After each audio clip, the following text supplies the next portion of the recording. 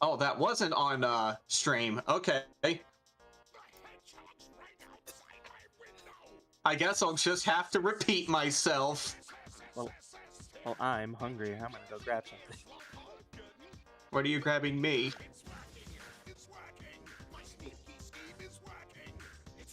He already had the headset off, didn't he?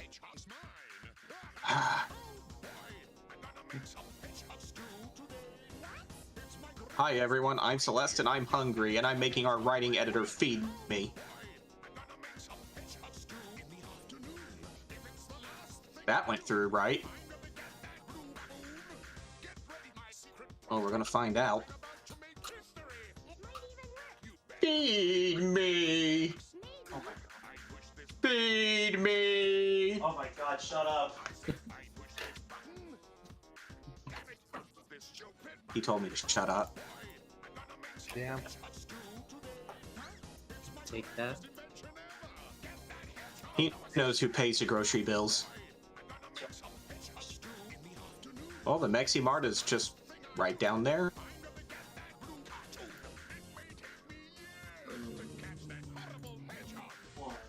Well, the no mustard then.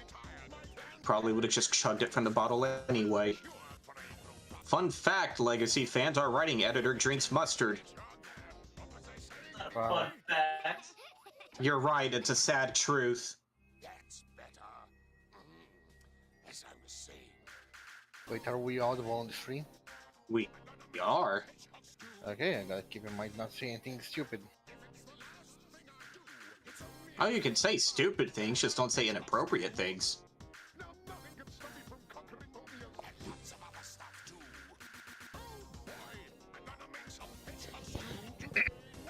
Ooh, excuse me.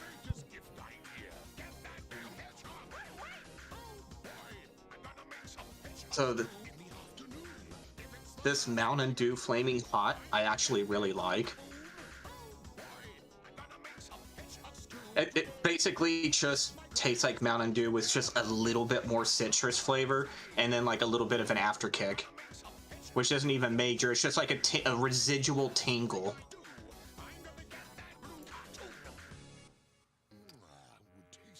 But it's definitely not like Cheetos or Lay's or anything other Flaming Hot where it's just right there.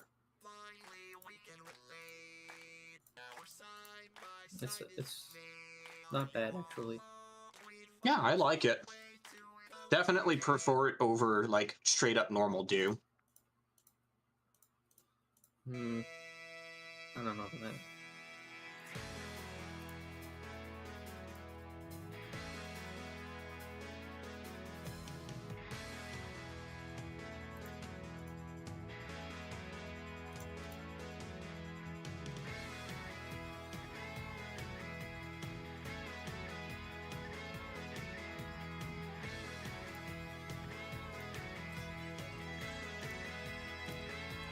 Have you met with an unfortunate fate?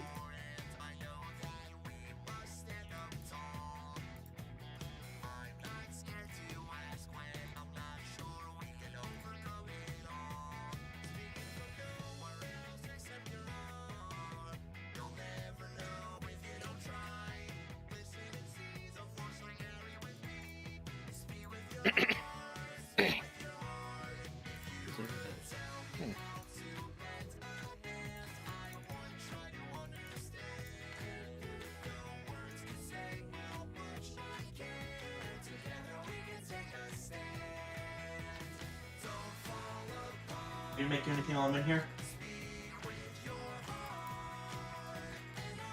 What are you even making? Yeah. Well, I'm in the kitchen. Actually, I could make a switch. Because all I've eaten was that slice of pizza. But you're hungry. I am hungry. But the direct deposit won't hit until next week at some unknown point in time. What's that? I mean, this is the first week of work.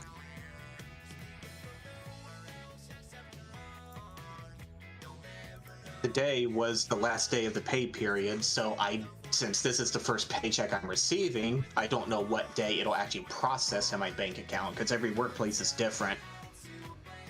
I've had it as early as Wednesday when other people have it as Friday, so we'll see.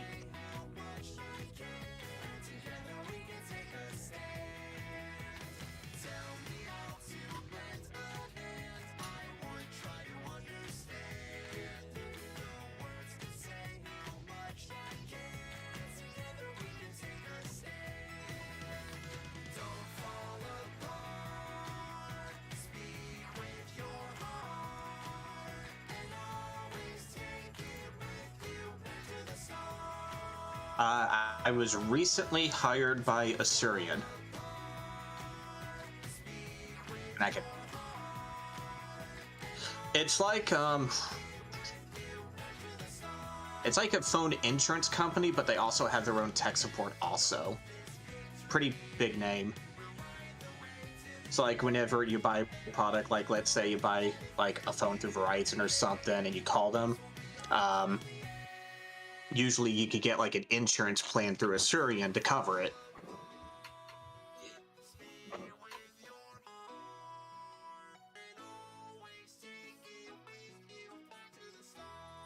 It's also the first job where I was directly hired by the company and not through like call center client third-party stuff, which is probably why it pays as well as it does.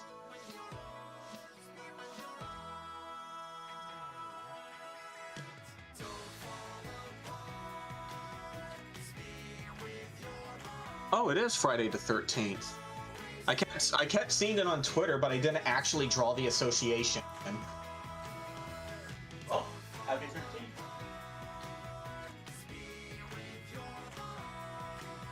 Ironically, Friday the 13th has been lucky days for me. I mean, luck is subjective. Luck is both good and bad. Historically speaking, it's been lucky enough for me.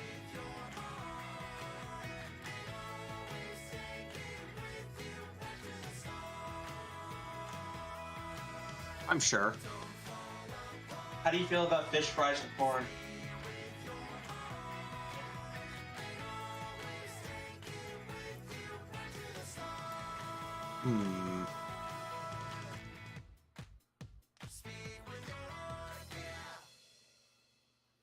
And I've been wanting to rewatch the second Sonic movie again.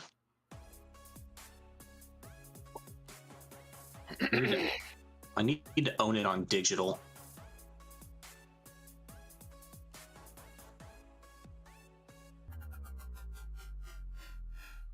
But yeah, it did better than the first one. It is literally the top grossing video game movie of all time.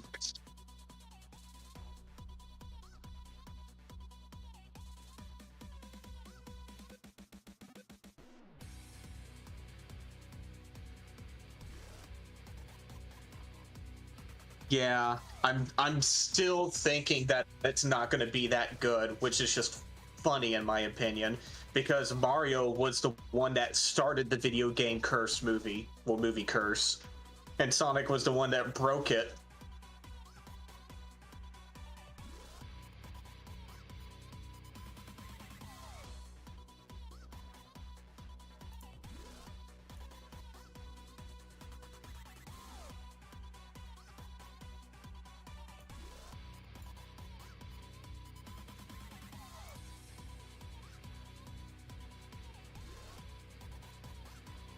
Easy. I am going to go tweet the stream.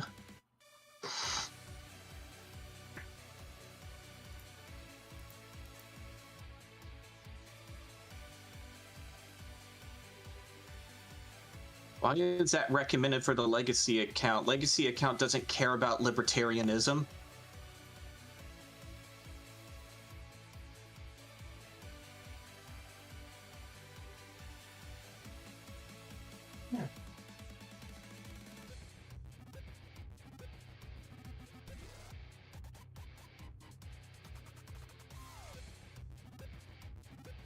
Yeah, just Twitter.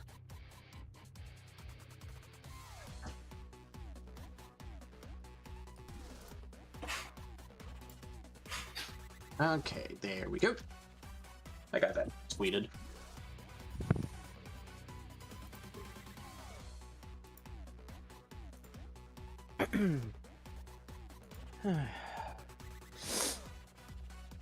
I return. I made a sandwich. Salami and bologna. It was on sale. Because I am still cheap about grocery shopping. Then the next couple of paychecks, I'm going to have so many food ingredients in this house. Be making real home-cooked meals. I can't wait to actually start cooking again. That's going to be so much fun. Pan sizzling, baking. Might make that Zuppa Toscana soup again. Let's cheese this time, please. You do realize that cheese isn't an ingredient, right? And why did it itch my throat? Because one of the ingredients is he's lactose intolerant. One of the main ingredients is heavy whipping cream. Oh, that explains it. Skim milk. Ugh. It's not. It is absolutely not skim milk. It's milk. It's heavy whipping cream. It is the stuff that is taken out of the. It's stuff. If you would let me finish, it's the stuff taken out of milk. That's why the milk is skim. No. And you need lactate because you're going to enjoy the soup. What I need to enjoy is potato soup without the whipping cream. Yeah, I would make your own. if I had any potatoes. I keep telling Celeste I'm the to buy breadwinner potatoes. of the house. Actually, no, he hasn't. I keep saying. I ask him several times when I do grocery trips, what do you want? And he never once mentions potatoes. He just wants strawberry Swiss rolls that they're always sold out of. Well, not just that. But mainly that. Well, because it reminds me of home.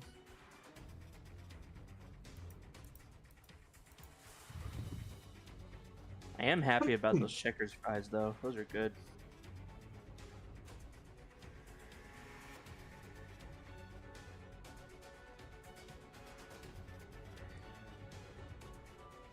I really want to make a baked potato, but I don't know why you don't like them, Celeste. I just don't like baked potatoes. They're so good. I like baked potatoes 9. At least I like potatoes in almost every other form. I just don't like them baked. I wonder if maybe you've only been served like poorly cooked ones or something. No? I love mashed potatoes. I love making mashed potatoes. Is that why you don't like it, Celeste? You don't like the texture? Or is it the taste? I think it's just more bland even when you load it. It's just, I don't know. Oh, okay, that's fair.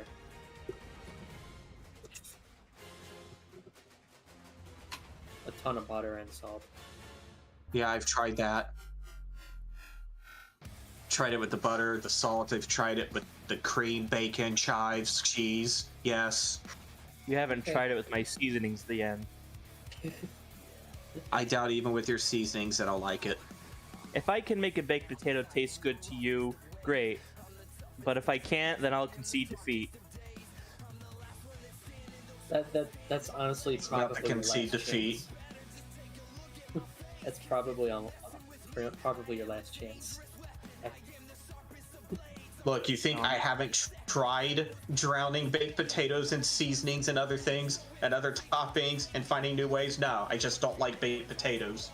Everyone's mistake is always drowning it in sour cream as if that enhances the flavor or something. You think I just only said sour cream? You just said you tried sour cream. As one ingredient, yes. Every time I've met somebody say they don't like baked potatoes, I always ask, hey, what do you do with them? And they always reply, oh, I just put a fucking tub of sour cream on top of it. I'm like, okay, well then there's that problem. You're not eating a potato, you're eating fucking sour cream. I don't have to take that from someone who likes their steaks like beef jerky.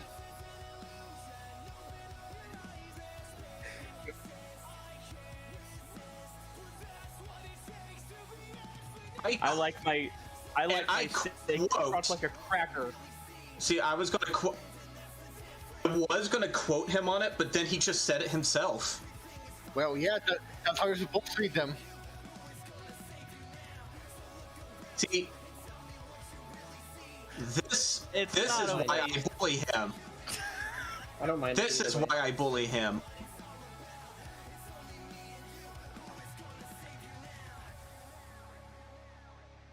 Oh, he liked my steaks when I cooked them. He liked my medium steaks when I cooked them. That was also when I used a little bit of that Apollo sauce that Wolf gave me. Just a small little drop in the barbecue sauce I was making, and man, You put it in the pan and it smoked up the entire kitchen. yeah, well, that's because I made a marinade out of it. I marinated the meat, I put it in the oven, and then bam, the whole house has fucking capsaicin in the air. It was like those bratwursts I cooked the other night, where the entire kitchen just filled with steam. You know, those brats would have been better if they weren't the cheap Johnson ones. If they were the other kind, they probably would have cooked even better. Because I did what I could. Boiled it in a half-inch of water in a pan first. I don't like bratwurst. I forgave you of your sins, but not as much as Nine and his steak. I don't mind steak either way. My steak tastes delicious. I like it that way. Hmm.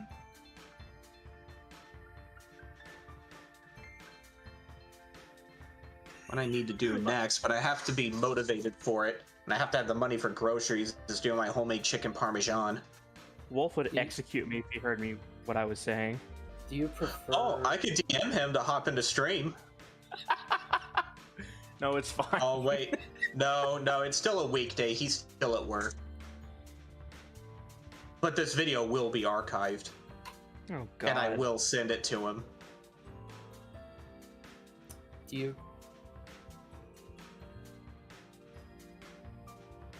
He's not an admin. He can't do it. Well, he doesn't have manager access to the channel because writers typically don't, because they don't really have anything to stream. We're not going to stream us writing the story. Well, I just don't have the login credentials for the channel. You don't log into the channel. You log into yours. And then you go to the top and then you switch account, and Legacy's an option. About bratwurst, do you prefer it as sauerkraut or as other ways?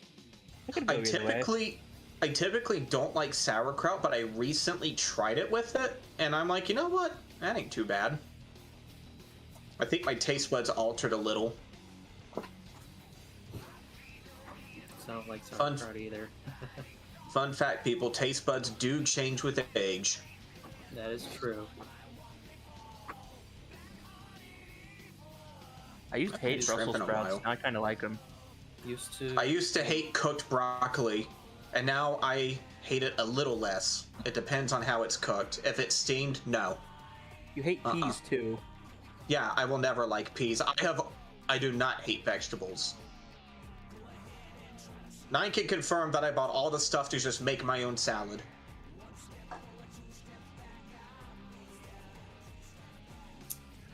Spring mix. I love spring mix. Get the spinach and all the other stuff in it. If it's like not canned spinach, but like raw leaf spinach, I like. I'm actually kind of a fan of mustard-colored greens. When I lived in Dallas, Texas, back when I also had a car, there was a salad bar, like one of those buffet ones, that was only about the distance from here to like where the grocery store is. Oh man, just buffeting on all the salad stuff that you just add all the ingredients to. Man, I'm sad now. Turn that frown upside down. So hang you by your feet. I'll hang you by your toenails. Look, you're not touching my feet. Why not?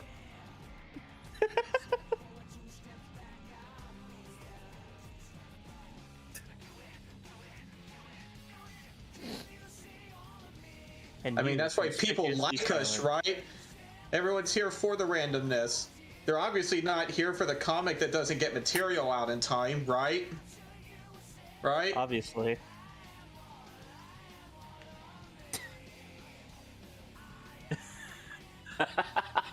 Not for long. He says that, but I'm still waiting to see how much money I make in 90 days. Wolf offered to pitch in too. Yes. But depending on how much I make is how much the budget could be.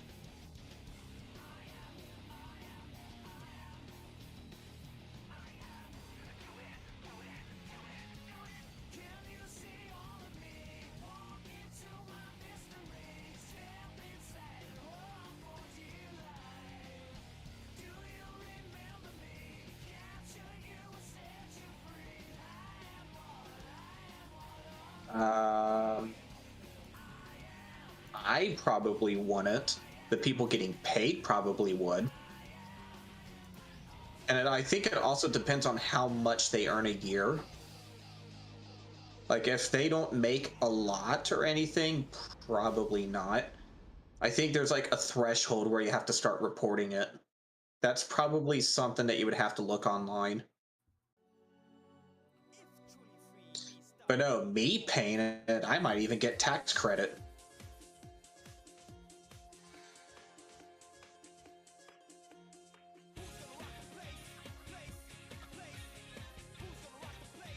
Because technically, it's considered donations. Indeed. That's the I'm big one. donating to them. You're not paying for service per se. I'm It's not paying like them you're entering because a you're a swell person who made an image. You're just a swell guy. But it's good to think about these things anyway, just to be safe. Oh no, that was a terrible thought I had.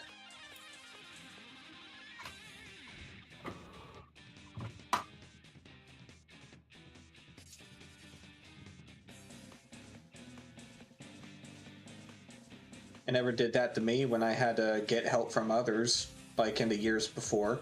Because I was getting like a few thousand a year.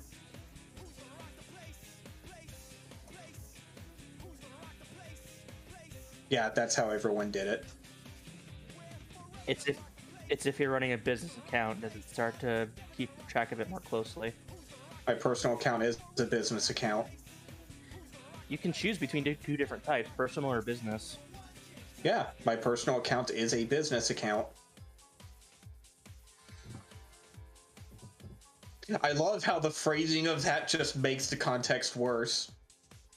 I say my personal account because the legacy account is not my personal account, but it is a personal account.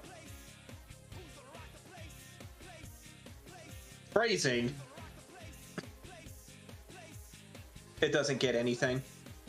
It's basically dead, and what I'm trying to do is I'm trying to get the Twitter up. They're trying to roll out the feature, actually, but what I'm trying to do is instead of having a patron, I'm trying to see if we could get that whole super follower thing, which is basically the same thing as patron, it's just it's all done in Twitter.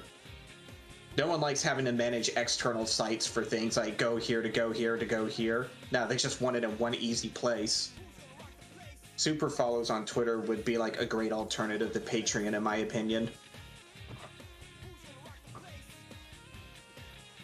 Because it's just right there. It's easily accessible. You don't have to go out of your way for any perks or features. It's like, you want release concept art or anything that only special access people can, it's just right there on your feed. Oh, I don't know what Tumblr's doing. I don't follow Tumblr.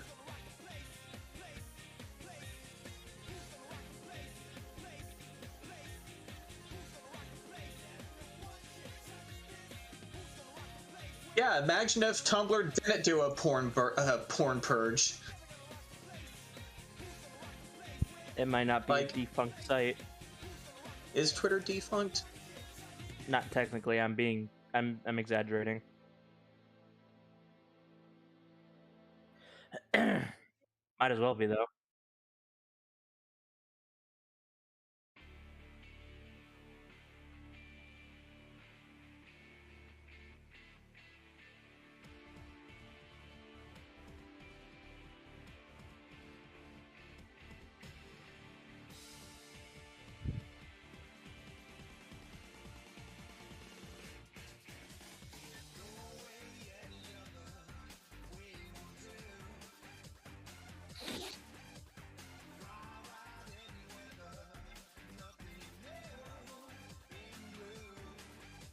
Remember, it's not up to the content creator to parent your kids.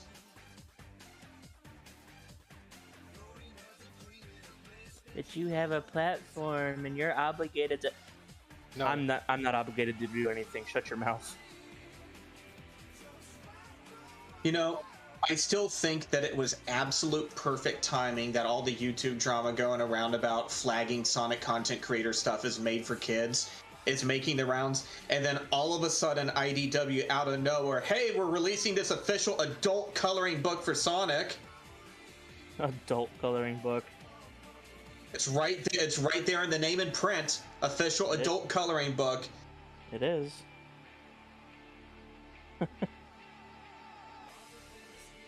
It's It feels like it's like they're subtweeting YouTube.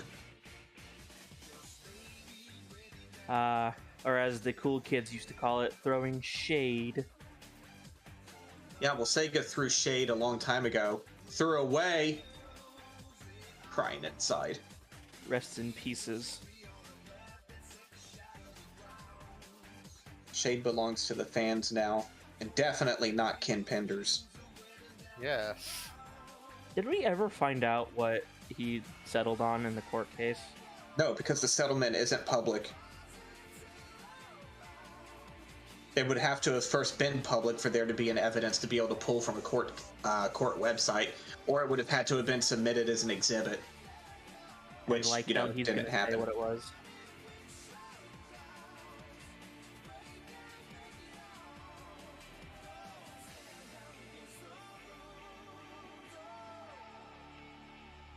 The thing is that in the documents that I released and everything, you could tell that the settlement was a rushed decision that the judge was pushing on them. Oh man, reading those transcripts. Both lawyer parties were incompetent in their own ways and everything, but just reading through all the documents again, I think it was more in Archie's favor than it was in Ken's.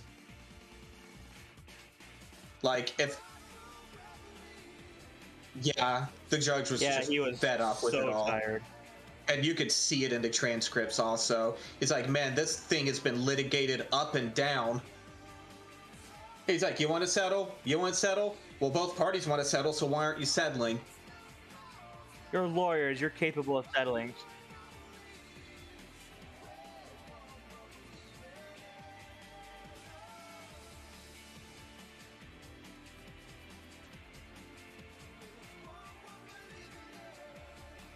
Basically, yeah.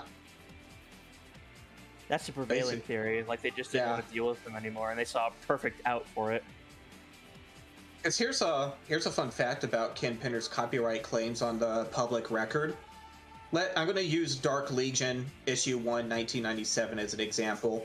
He was claiming certain things in it, like he owned the text to the story, certain characters and things like that, and he listed the characters. It says on the copyright claim it did not register the characters.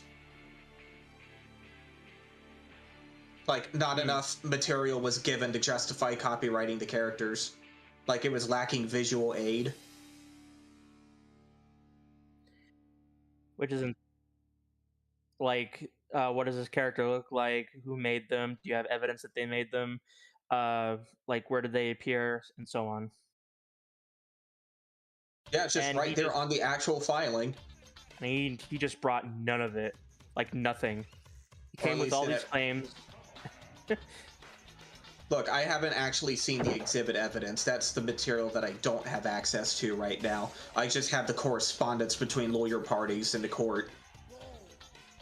Which, it's also sad in the correspondence, if accurate and everything, is, well, it has to be because all the documents were dated. It's like, hey, all the evidence to be submitted for discovery was supposed to happen by June. It's October. Where is everything? We have 2 weeks before the trial. And no, that was from Archie's side saying that, and basically Ken's attorney TLDR replied, TLDR, he's doing the best he can.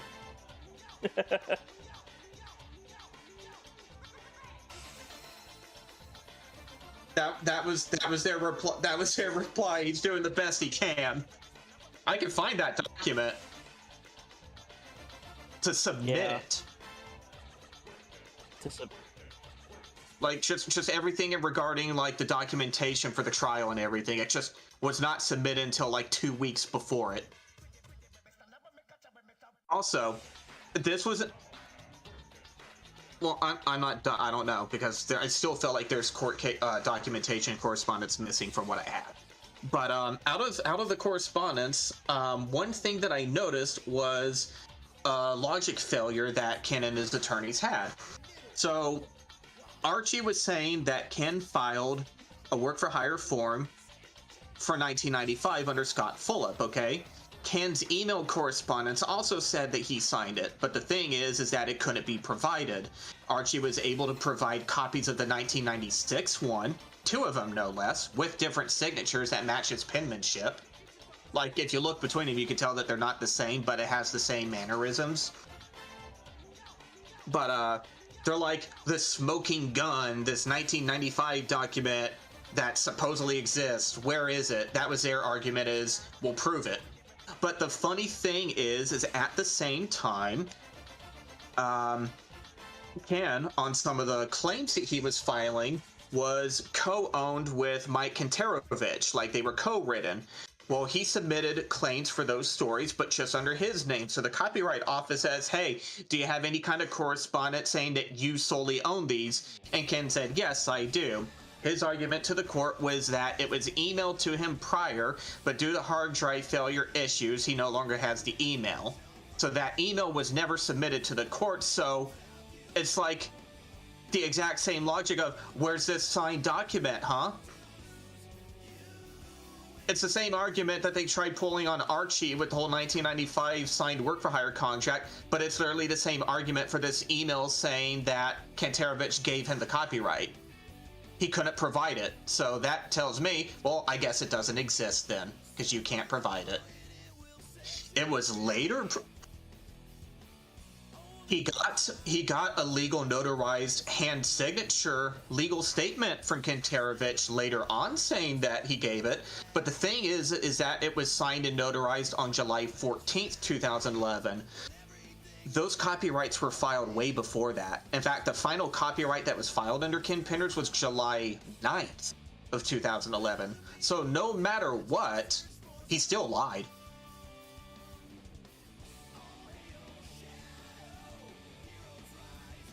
It should have. There were plenty of notes of perjury. Like, this was literally a clown court. If they had a different judge, things probably would have ended very differently. It was handled so poorly. That can't be understated.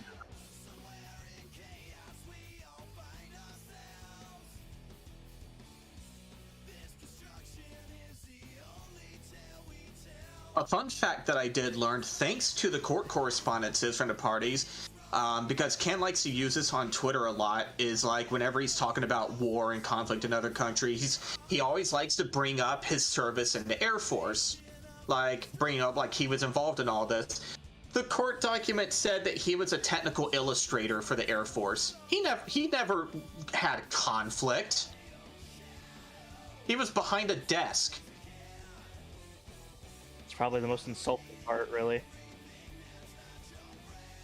He drew up text slides, graphic layouts, and stuff for use for board meetings with all this other stuff. So that's why he was a technical illustrator. But, like, He didn't go off to conflict. He made things for people to talk about conflict. The army's professional PowerPoint operator.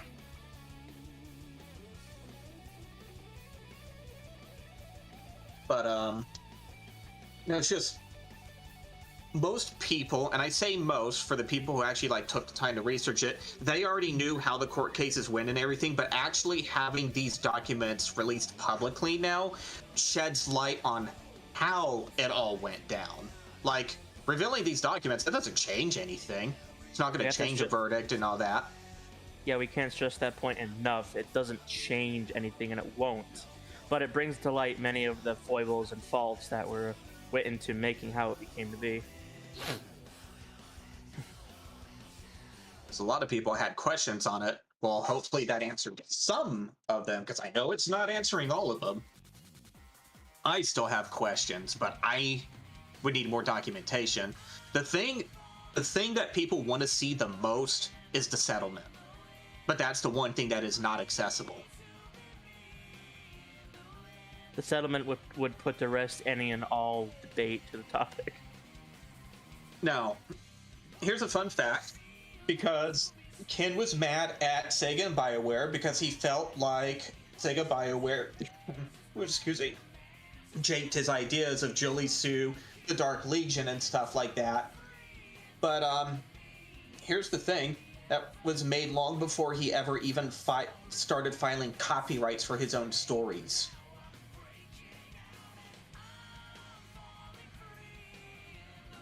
I felt like it's going to go somewhere with this. Oh yeah, he never technically won his lawsuit with Archie either. And here's the funny thing, it wasn't his lawsuit. It was Archie's lawsuit. What Ken was doing was he started filing copyrights of all the stories he wrote for Archie starting February 2009. Sega and Archie got wind of it. They thought they dealt with it. They basically sent him a cease and desist letters to have the copyrights revoked because they were invalid, because he signed the work for hire contracts. Archie and Sega own everything he made. He countersued. Like, it was one of those things where most of the correspondence is back and forth, pushing to deny a motion. Like, Archie said, hey, we want the court to basically nullify his copyrights here. Ken sent a counterclaim saying, hey, here, I want you to deny this motion based upon X, X, and X. Then Archie would reply, I want his denial to be denied based off of X, X, and X, and it just became a giant pissing match. The thing is that Archie's lawyers weighed in many more legal standings and things as to why they were in the right. Now, this is a misconception that a lot of people had, and that's because the only source they had in the meantime was Ken Penders' forum, because Ken Penders said it. But Ken said, and thus, like, people in general, thought that the courts denied the copies of the paperwork because Archie couldn't provide the original. The context is that Archie could not provide the 1995 contract that Ken said in emails that was posted as exhibits that he did. They just couldn't provide it. But what they did provide were 2 copies of the 1996 one under Gorovich. Or Gorelich, or whatever. Names. Yeah. But the thing is, they showed multiple other documents, including his Air Force ones, his bankruptcy ones, all showing his signature and how they all still match the same penmanship, even though they had like minor differences between like how tall or thick a loop is, things like that. And Ken had the ability to get a professional to come in and talk about forged signatures or anything like that to weigh in. He never did. Ken had all these abilities to have things come in. He never did. And so Ken's attorneys wanted the judge to dismiss him, saying, hey, these are photocopies, it's not the wet signature, you should deny it. Well, the thing is that due to legal law, you absolutely can use a copy if the original is not accessible. And the thing is that it could only be fought if enough faith was put in that it was a forgery. Well, there wasn't. So the court literally told them these are admissible, meaning that you could use those documents to have the jury overlook and come to a decision, meaning it was counted as valid evidence. Had it not pushed for settlement the way it did, I'm pretty sure Archie probably would have pulled through the case. Was the whole situation a clown show? Oh, absolutely. But, whew. Also, all the communication issues between July to October that Archie complained about. Ken had apparently 4 lawyers from 3 different law firms and couldn't get communication out of any of them, and only got like 1 email response back from one of them saying that they were having technical issues sending an email. And I'm just sitting here like, you can't use another computer? What are you, that incompetent?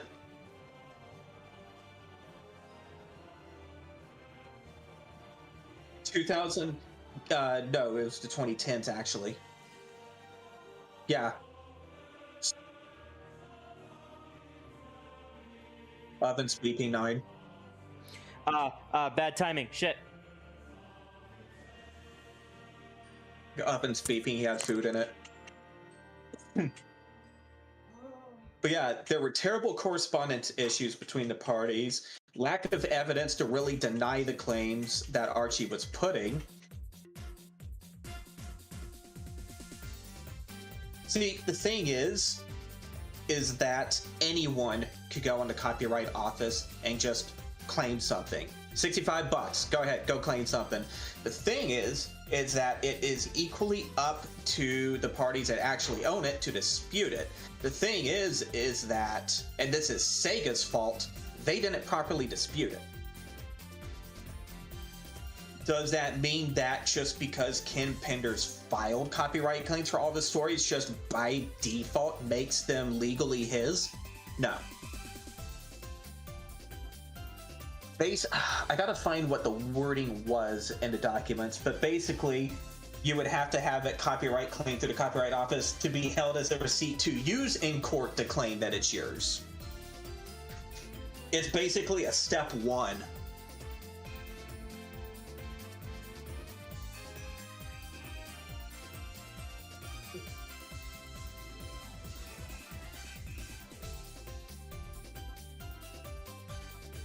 Sega definitely started getting more involved with mandates and stuff and a tighter grip on their IP. I don't know what they're doing with copyrights specifically, though, no. But what I can tell you is that, because Ken Penders claims that Shade is his character and that Julie Sue is Shade, which is false by default. But, that Sonic Encyclopedia that came out like a handful of months ago has Shade and Sonic Chronicles in it talking about it, because it's talking about all games Sonic and everything. There is no copyright in there for Ken Penders whatsoever.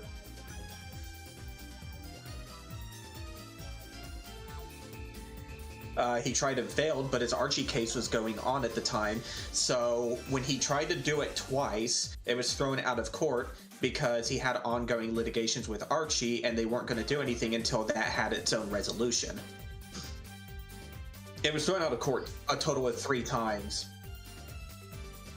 Yeah, but the thing is, for Ken to be able to even go to court again and try to claim it again due to the statute of limitations and stuff, Sega would have to officially use Shade in like any kind of media capacity.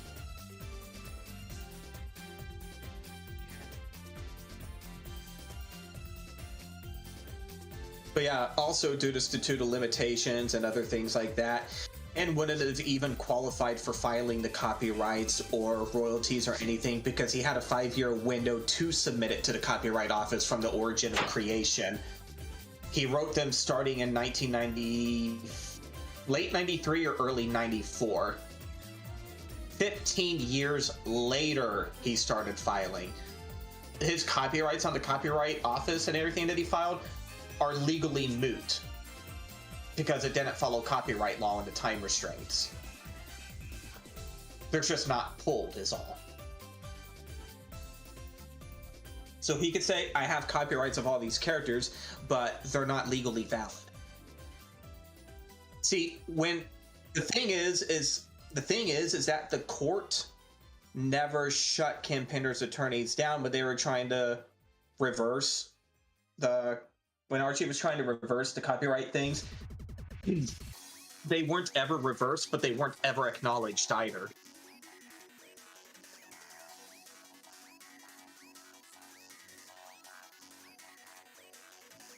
Like, it was brought up into correspondence multiple times that copyrights had to be filed within a 5-year time limit to make them valid, and they never were.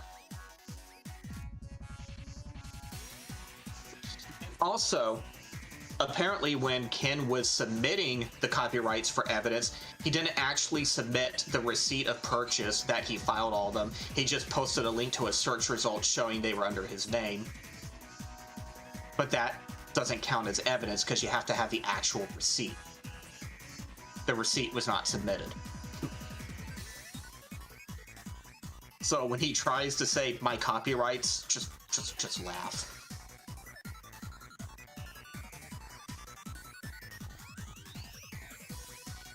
Well, seeing as how he's in creative purgatory, probably poor. I don't know what his income is. I mean, the NFT market's dead, so good luck selling your Echidna NFTs.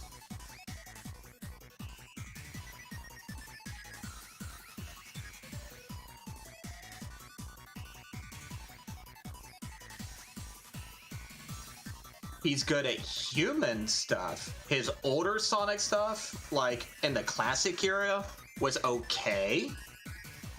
It was okay. If you've seen his non-Sonic stuff, it's actually quite good. Yeah, his non-Sonic stuff, like when he worked on Star Trek, I haven't seen like any of the others, but his human stuff is perfectly fine.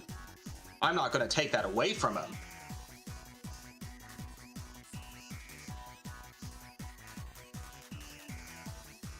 Well, yeah, because that's where his success really lied, was doing the Sonic comic.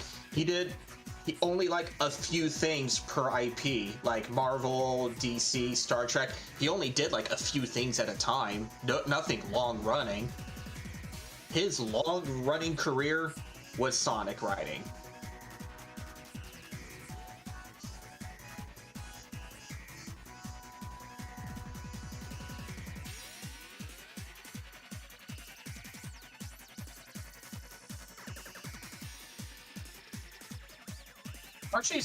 Archie's still around, just not the Sonic license for it.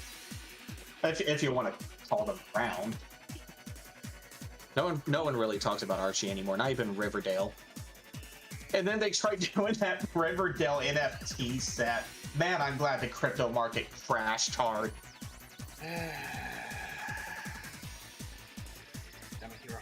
Please. Get that. What, Force?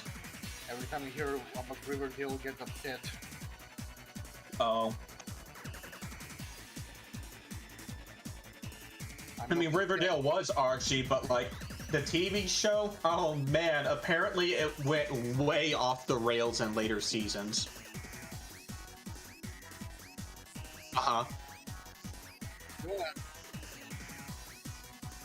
If you want to know why I'm upset, they had to shut down a lot of comp series to have fun the show, and one of them was Archie Mega Man.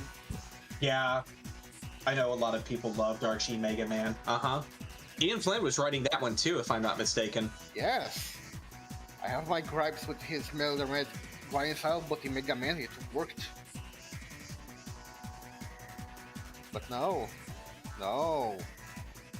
See, I can't really weigh in on that one because I'm not really a diehard Mega Man fan or anything. I'm not too well versed with the lore, so I couldn't really throw an opinion on the writing. Fair enough. I'm a diehard Mega Man fan. I love the comic series, and it was taken before this time because we live in a world of shit.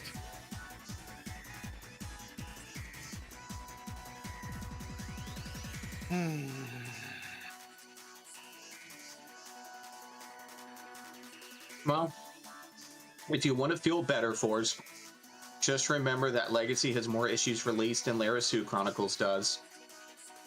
You mean over the one?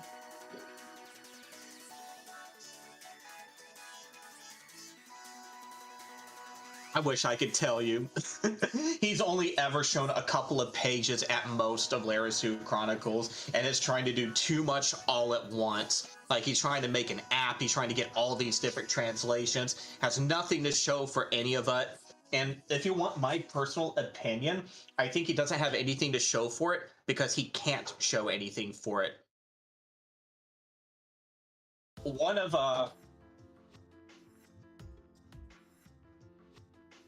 of the translators who's no longer associated with him, I haven't seen the DM conversation, but it was said that they confirmed that Ken admitted that he was stalling it. But take that with a grain of salt because I didn't see the message.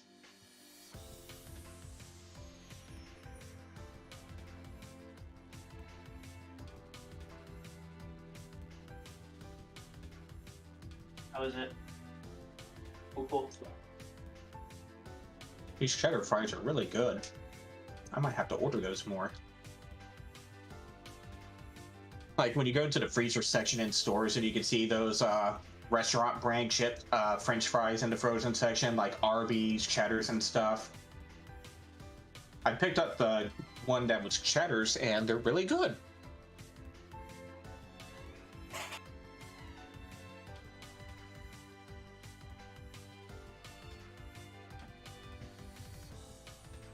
Just whatever you do, don't microwave them. That you can't enjoy them properly like that. Tails Prower fan says every time Ken Penders makes a comic or posts a comment on Twitter, an angel loses its wings. I'm sure hell's overpopulated anyway.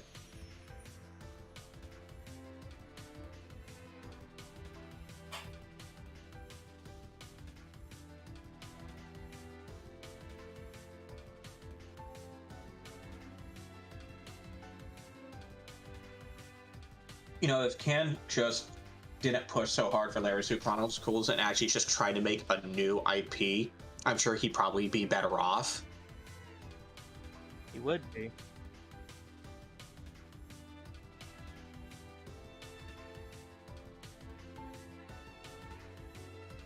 The thing is that while we haven't seen the settlements, one of the correspondents did hint that one of the terms in it was that Archie would not pursue damages if he were to continue using the characters he made, on the context that they do not resemble Sonic or that they came from a Sonic universe. So that would explain the redesign of the characters, but yet here's Ken still using terms like Mobians in it, and even going so far as planning to reuse pages from Mobius 25 years later. Like, go ahead. Like, if that was a term of the settlement, then he's already violating it. They thought you were getting Nox.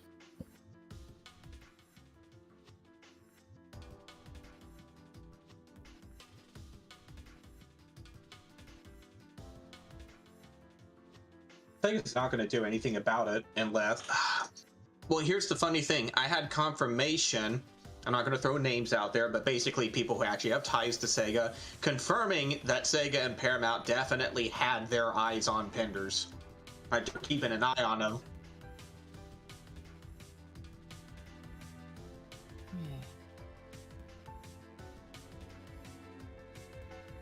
This was before the movie came out. Yeah. Yeah.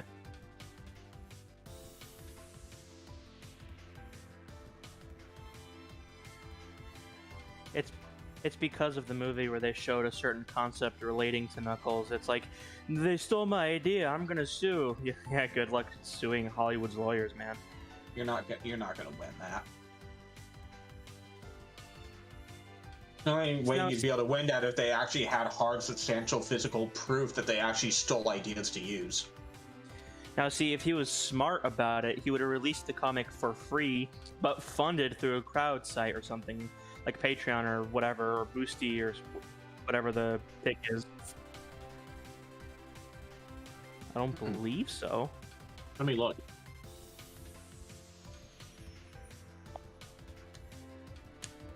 It would be perfect for him because think about it. All those tiers you get on Patreon, right? You donate a certain tier, you get access to certain things. He could release the comic for free after it's completed, but funded through crowdsourcing. It would literally get around all of the legal things because he's not directly profiting from sales off the comic. That's Sega's one hang-up about fan things. You cannot sell the item. The whole Patreon thing? Not true, because remember, Sega C&D'd the Patreon for Sonic SmackDown. Or was it Sonic Omens? They smacked down something with the C&D that basically paywalled the game. It was both. It was Omens and SmackDown. But you're getting access to a game by paying for it, like through a tier. There's a difference between donations and crowdsourcing and eventually releasing it to the public. And it's entirely different to pay for it and then get it for yourself. You make the crowdfunding under your name and you don't list the names or brands of the IP. You make it for yourself. It's a very subtle gray area that a lot of people miss.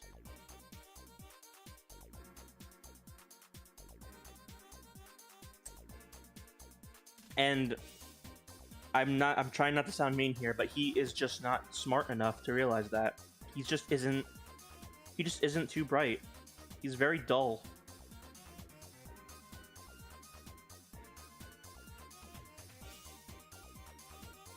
Look, I'm not qualified to talk about his intelligence or anything like that. I just know that he's not that good of a writer because everything that I've seen upon further research is just japed from another existing franchise. The whole endgame arc in Archie is just the fugitive. With the amount of things out there meant for fan creations, he could get around it. But the fact that he hasn't at all, just...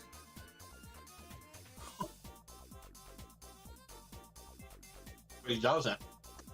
It's a point of ego and pride at that point. That's so funny, is if anything, taking a look at those documents, is that he does not legally own them. Trying to say he does is like a whole different can of worms.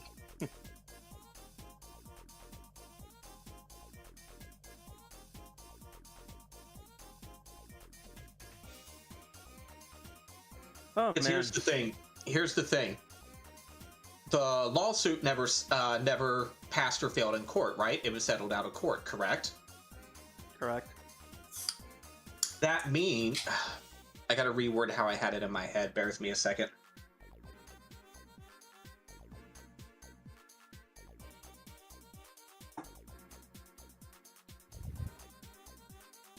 I just completely derailed my train of thought. I'm sorry.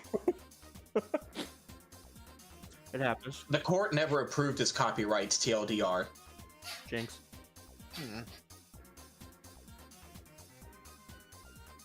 So anything he's ever filed for his stories or characters, they're not legally valid because the case never proceeded.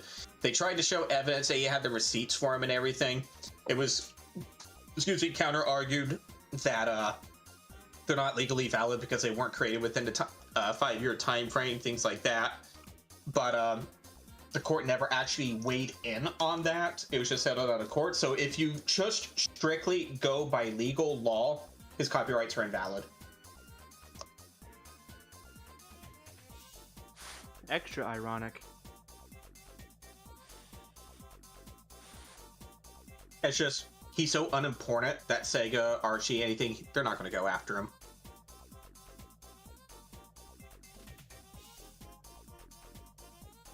Ken doesn't have the funding to do anything big. And to make matters worse, his wife won't let him make anything because she's afraid they'll take it from him. Yeah, that was, I don't remember where the source was, but it was stated somewhere that Ken hasn't worked on anything new because his family persuaded him not to because they're worried that, like, it would basically be taken from him. Didn't he himself say that at some point? I don't remember the source, or otherwise I would have sourced it. Either way, I know it's a thing that is true. because I remember if seeing it very clearly. Yeah, if that is true, then that's kind of sad, actually, that you don't even have a supportive family.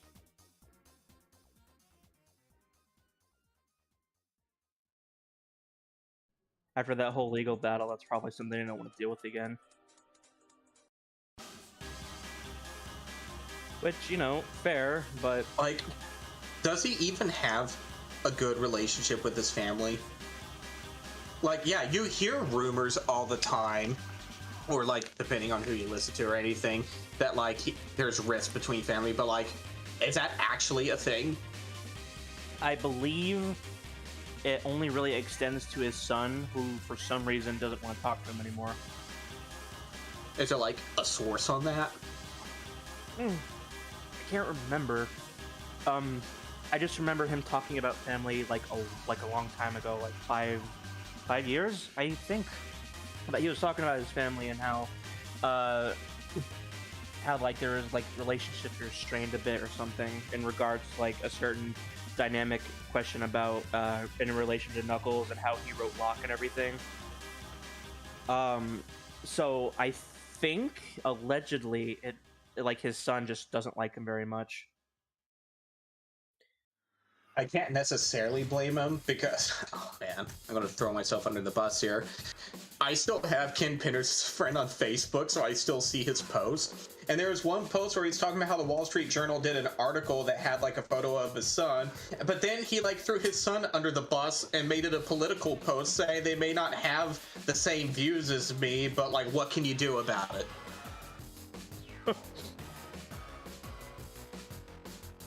I wonder if I can find that post. Hang on a second. Because it just showed up. I decided, you know what, I'm going to go check my Facebook for the first time in half a year. And it just showed up on my feed. I'm like, wow. I do distinctly remember a post he made on Twitter a while ago when his son was having a wedding. And his friggin' wedding gift was a framed copy of like one of the comics he wrote for Sonic. Really? As a wedding gift. Bruh. You're serious? I'm 100% serious. That's like a special type of cringe. Like... I was... Okay, so, a while ago, like 5 or 6 years, I think, around that same time, his son was having a wedding, right? And he was giving him a wedding gift. Well, Penders' wedding gift to his son was a framed copy of one of the comics he wrote for Sonic. He just... Okay. I found the post. It was from October 2021. My son Colin was featured in a pic for an article on the work his company is doing for Exxon. The article is in the online edition of the Wall Street Journal, parentheses. The print version only featured one picture, not his, so I had to break down and get the trial sub. So one son works for Big Oil while the other works for a warmonger defense contractor. I tell ya, it's tough being a liberal Democrat parent these days. And I'm like, you're really going to throw your kids under the bus like that and make it political? Yeah. Yeah, that one is just big scumbag. Regardless of reviews, those are some prestigious jobs. I would think you'd be proud at the very least. Well, yeah, because it sounds like his two sons are doing pretty good. Yes. Like, if one's working for Big Oil, like, depending on, like, what kind of role they have, there's a lot of money to be made there. And the other, what was it, Exxon? Yeah. I still have the post here. Oh, no, the other one works for a warmonger defense contractor.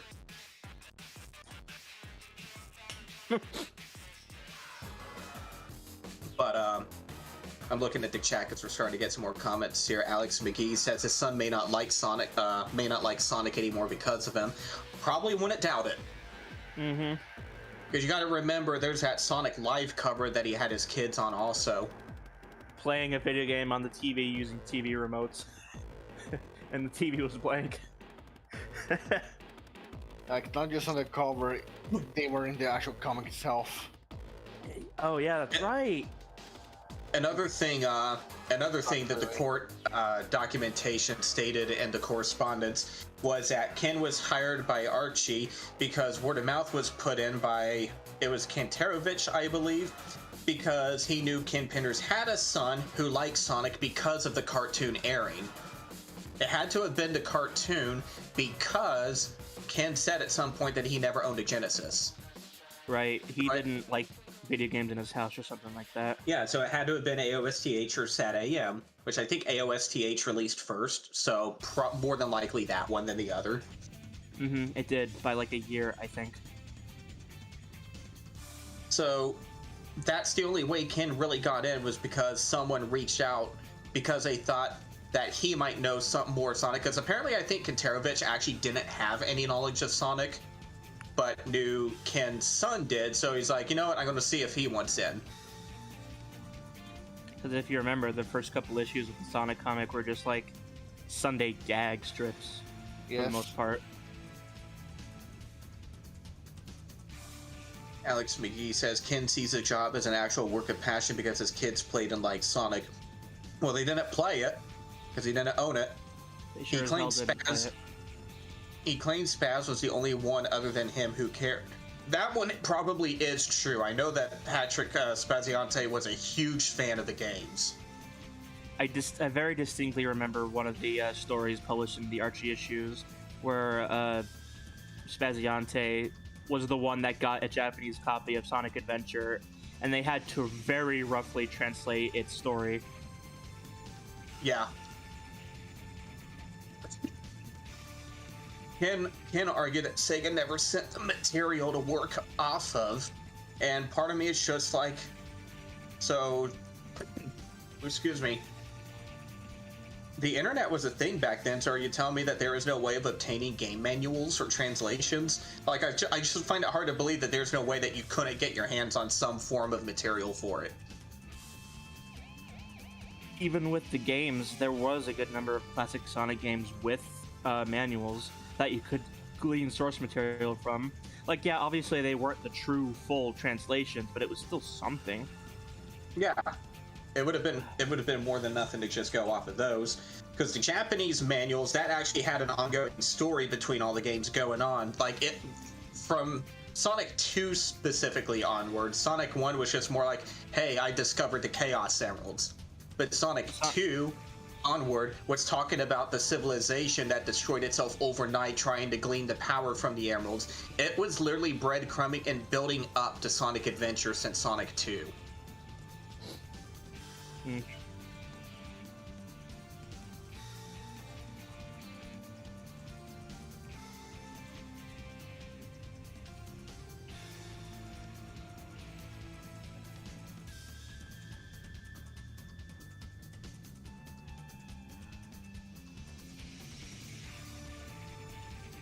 The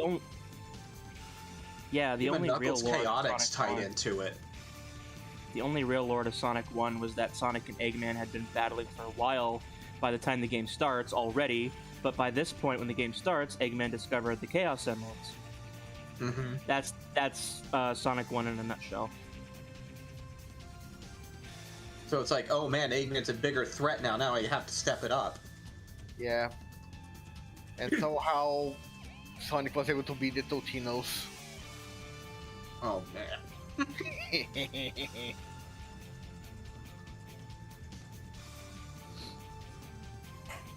I can't say, Alex McGee, that Ken was lying specifically when he said that his kids played Sonic.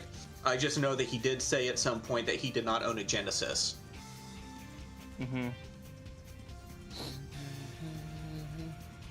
We at least know that around the time Sonic Live happened, he for sure didn't have any game consoles, because he had them in the comic pretend that TV remotes were controllers. But anything beyond that, unsure. I'm just going off of actual hard evidence that I was able to procure from courts.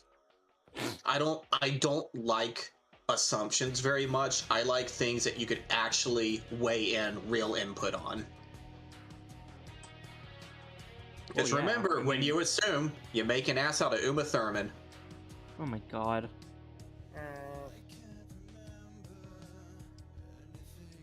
Hearsay is how we got into the situation in the first place. So if we can avoid that, all the better. I was just going to say, if anyone actually caught that reference, then bravo. You mean anyone outside of here? Anyone outside of here, yes. I would hope you would understand a reference, only because I've shoved it down your throats. How could I forget Sprite Tales? And a Chaos Emerald hidden behind a garden plant. Look, that Chaos Emerald was behind that garden plant for, like, years.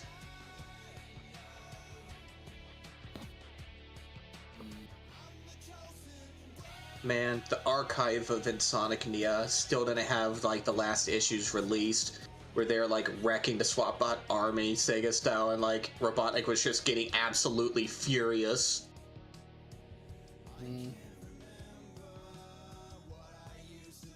I wonder what direction it would have continued going if it didn't stop.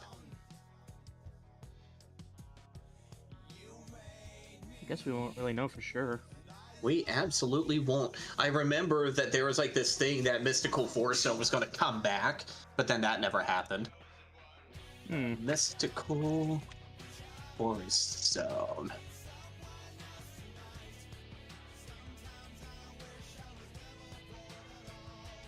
Wait, it is back!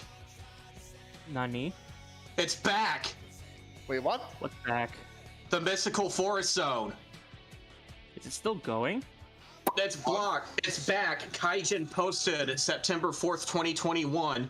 When Addo, Damien, and I were teenagers in 2002, we fell in love with That's My Sonic and the entire online sprite culture. We hyper-obsessed over sites like FB20XL, and on our walks home from school, we would constantly come up with ridiculous ideas for Sonic comics, mostly based on Adult Swim skits. We would crack ourselves up for hours coming up with ideas that had no home. The internet was a different place then. A single idea didn't have a multi-million-dollar platform to take off. It just needed some bored teenagers with a lot of fun ideas, and thus Mystical Forest Zone was born.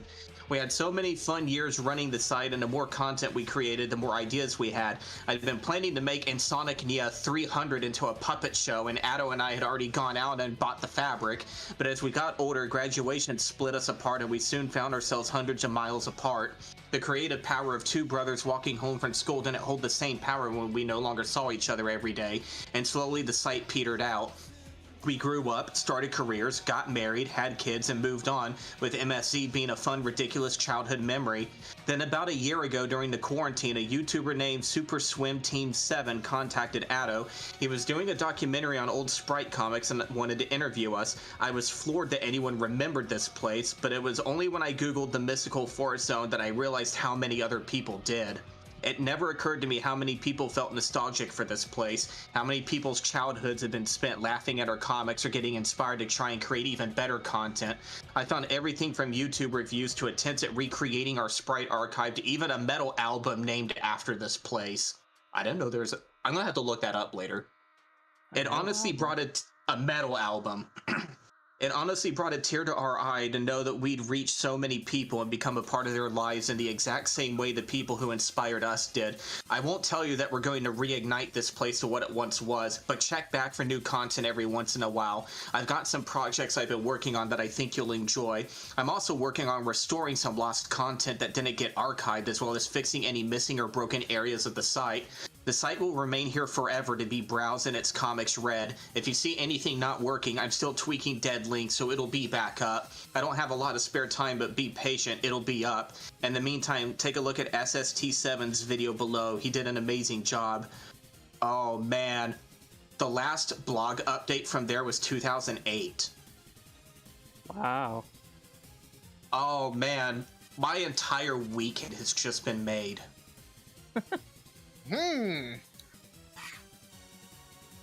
Man, my biggest memory of Mystical Forest Zone, besides just reading Insomnia on there, was I just loved just browsing the Sprite archives on there. Like, all these different Sprite sheets people would make of, like, comic or TV show characters or Sonic or Genesis, like Advance or Genesis style sprites of like all the side characters that never had sprites, and they're all back up now.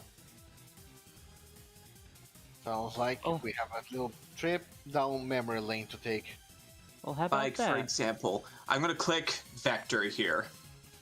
Someone did. Oh, that's a different one. It's probably okay. Sections, others. So we've got Silver. There's some Genesis style sprites. There's a Sonic Battle styled one, full sprite sheet with all of its attacks. So if you're into ROM hacking, or Sonic if you just Battle want to make 2, it fun. baby. Let's see. Blaze. There's some Genesis style ones. There is an Advanced style one, which was probably built off of like the little credit sequence in Sonic Rush, where she had an Advanced style sprite, so they probably tweaked it off of that and made a more complete set. There's Marine, Advanced style Marine. Chaotic, so there's Mighty. There we go, Sonic Advanced style Mighty.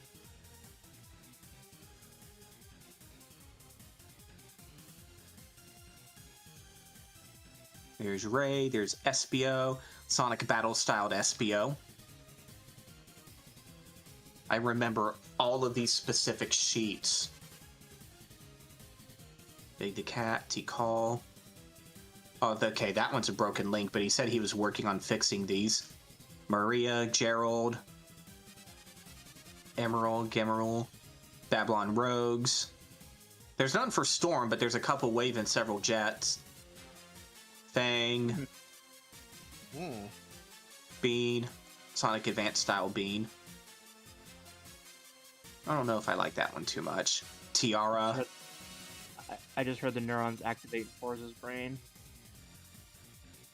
They fired off in unison. Yes. Different sprite sheets that I remember. Who was it? Was it Damazine that made these? Yeah. Oh, Damien.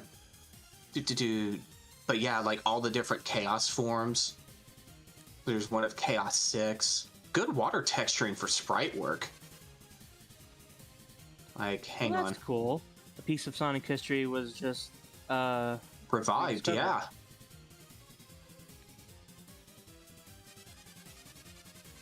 There's the perfect Chaos sprites. Here you go, Nine. Let me just send like the sprite sheet to you real quick. Let me see what you say. a whole sprite sheet, huh? I wouldn't say this was my childhood, but this was my teenhood. It was my Depending on childhood. perspective. At least a small part of it. Like, look at how he remade that.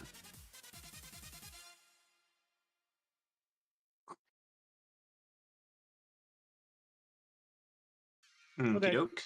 Ellie will be right back, she says. Yes. Oh, wow. That's pretty cool, actually. If anyone wants a piece of Sonic history, I'm going to link them to the Mystical Forest Zone.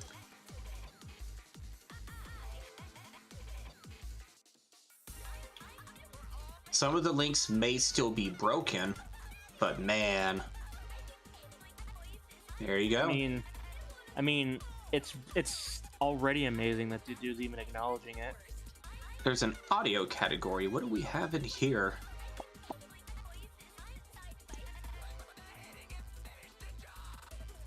I wonder if it's a broken link because it's not loading yet. Comics. And Sonic Nia. There's a Sonic Adventure 3 one in here. Oh man, I googled that webpage and holy fuck, it's like memory unlocked. Resources for the Sonic manga? No. I do not have any of that. Alright, well if he added all the pages here, the last issue that was, yep, 264, but I feel like there was more.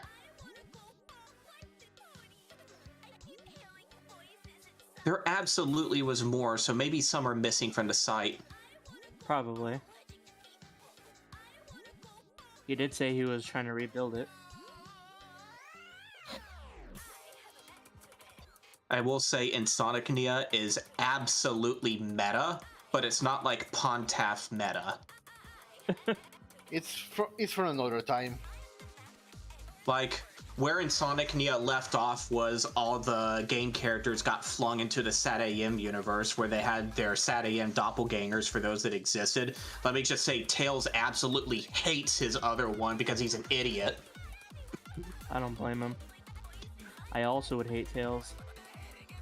The Sonics are arguing over ego and they're fighting over who gets the bed and knothole. So the game one kicks it out the wall and says, now no one has the bed.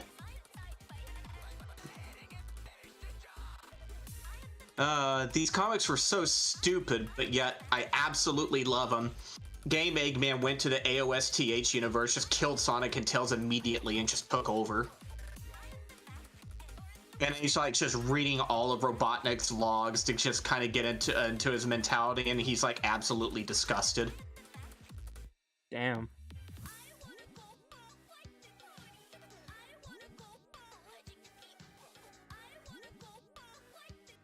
I like the one where a knothole, Knuckles, damn it, where is it? Bunny. Hey Knuckles, Bunny. He's like, y'all looking for something? Do you know where the bathroom is here? She's like, bathroom? Oh, y'all must mean that tree over yonder. Knuckles just runs off yelling savages, and Bunny's like, just be sure to use the wider leads. Had to learn that the hard way. It's so stupid, but I love it. It absolutely did not take itself seriously at all. The age of sprite animations and comics. I miss it was the right kind of stupid and immature. Like there's wrong ways to be stupid and immature, and there's right ways, and this one was my comic. I have a soft spot for Insomnia. Like if I could, I would absolutely do like a dub over it. Not like an official dub, but just like have fun with a few voice actor friends, claim some characters, and just record it just for giggles. That could be a fun stream sometime. Yes. Might be mildly inappropriate for the channel at times, but hey, at least YouTube wouldn't be able to flag it as made for kids. Yes. What do you mean? Doubting an entire town in Clown Diarrhea is not appropriate for kids. Like the Hello Kitty Master Emerald. It was a different time.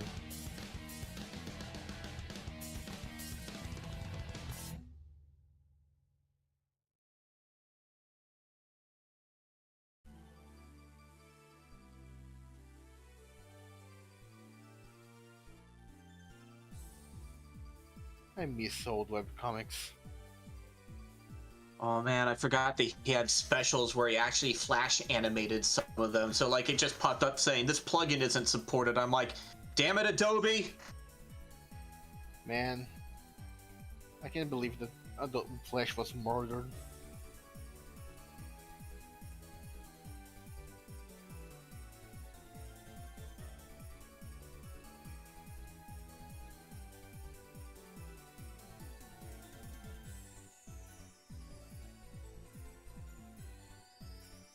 I also forgot that they completely took over the Earthbound world. Well, more or Like less. that's just Ness's house. Yes. And Ness is not very happy about it. PK thundered him. Taking a trip to memory lane, are we? Yes. Look, man, you don't want to know how many years I've been reading this comic. This comic started in 2004. And it sounded like there is a very mild chance that it may continue. God willing. Because Insomnia was made by Kaijin, and that's the person who made the blog post. That. Kaijin. Kajin. Man.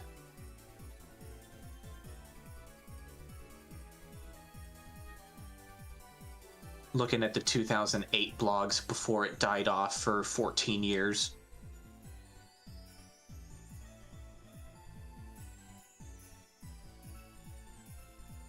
...2008 is when Addo went to college.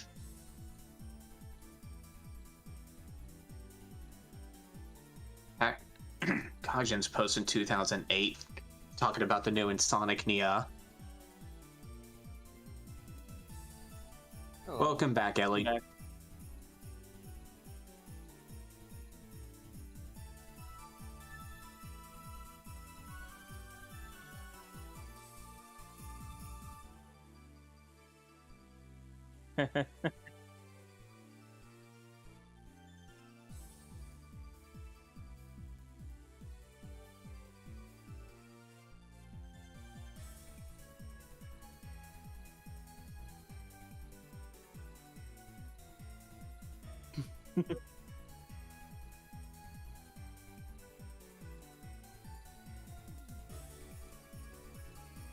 Oh, hallelujah.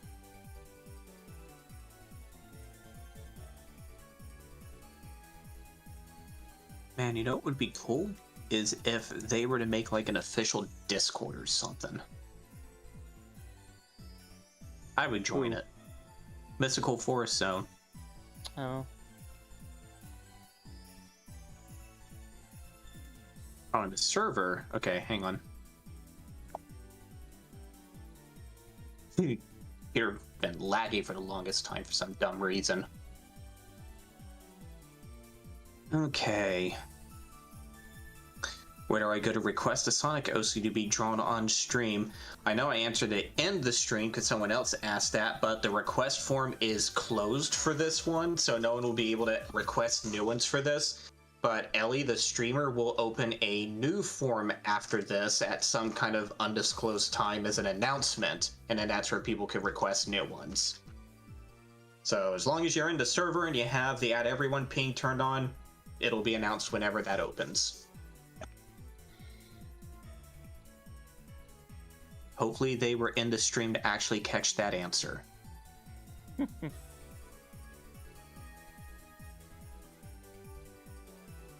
Nine, I nominate you. Who do you nominate? You. I blanked out. What are we doing? Answer the question in general chat that I just verbally stated. What's the question?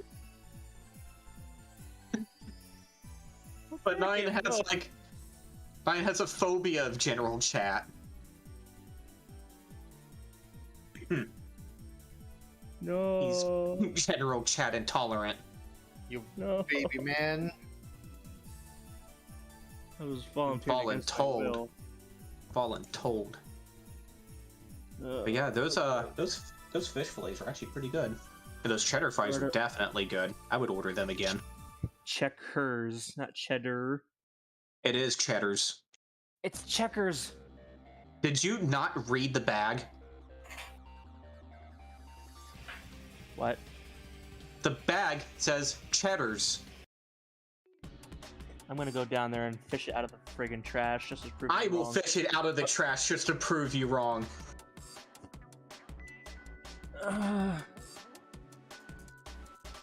Where do I go to request a Sonic OC to be drawn on stream?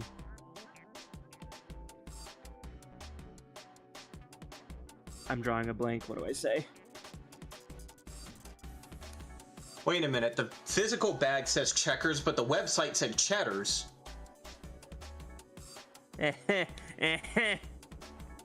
Nine say that it's closed for now.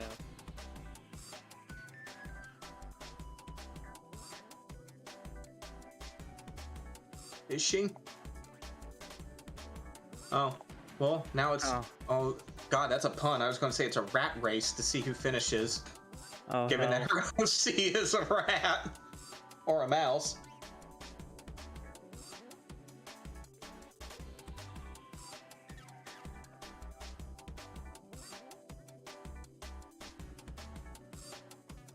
What is over here?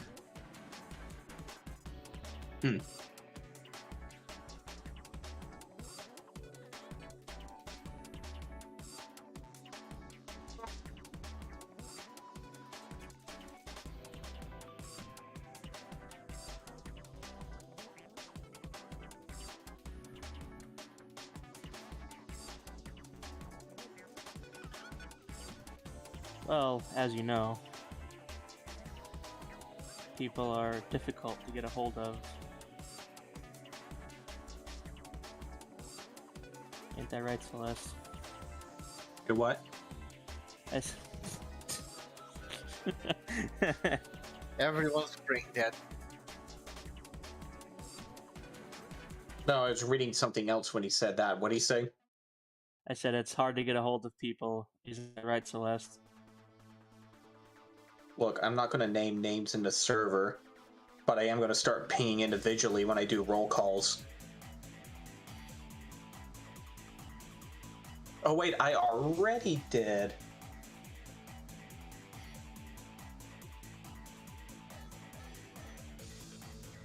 Didn't we have a kind of roll call, like a couple days ago? Oh yeah, I gave them 24 hours. Let me go check on that. Sorry, new work week and everything completely made me forget. That's what I do, baby.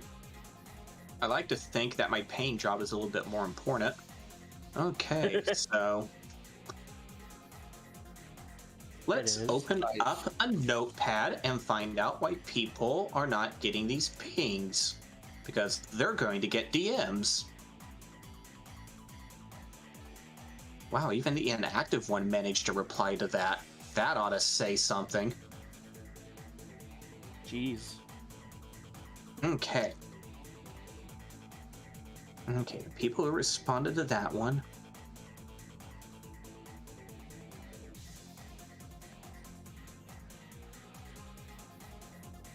We'll just do that. 8. The ones who replied to that.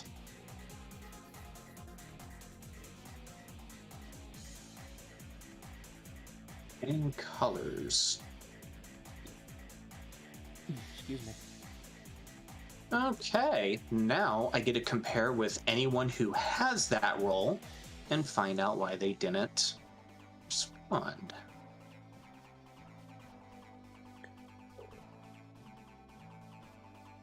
So hey Ellie, how come you didn't respond? Wow, really? God bless you, something like that. Blasted on stream.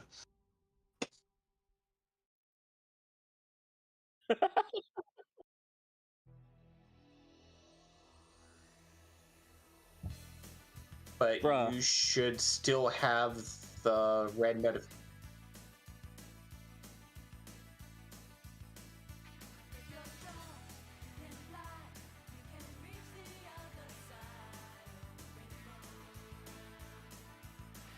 All right. So this category is under failures. There's Noe.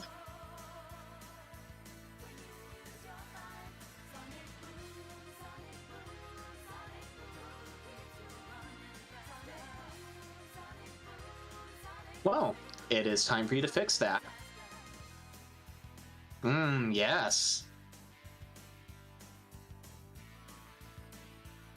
I am making it a requirement.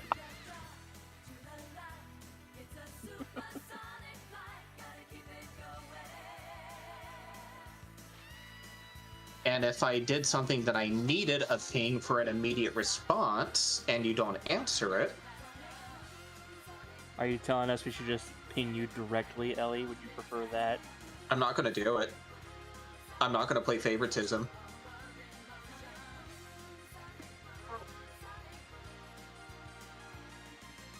Let's see. Oh, I am getting onto all of them.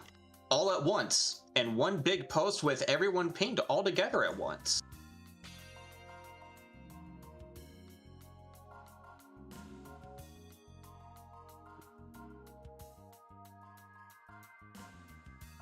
I finished a 12-pack. Jesus. I need my caffeine, man. Don't judge me.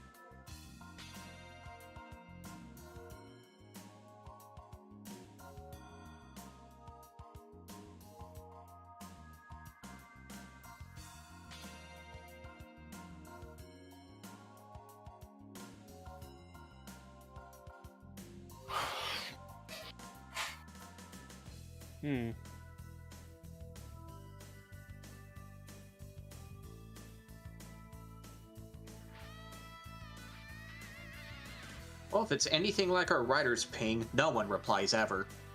So... Don't remind me.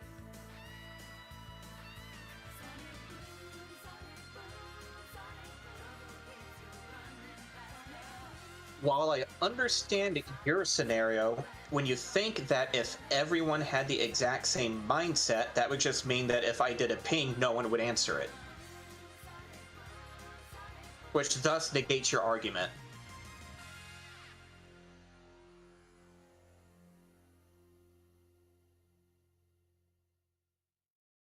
Let's see here. Well, there's a list of people that I am going to throw, and you are still going to get pinged. There's a few that I am not going to ping because I actually understand their real-world life scenarios. Cough, having new kids, cough.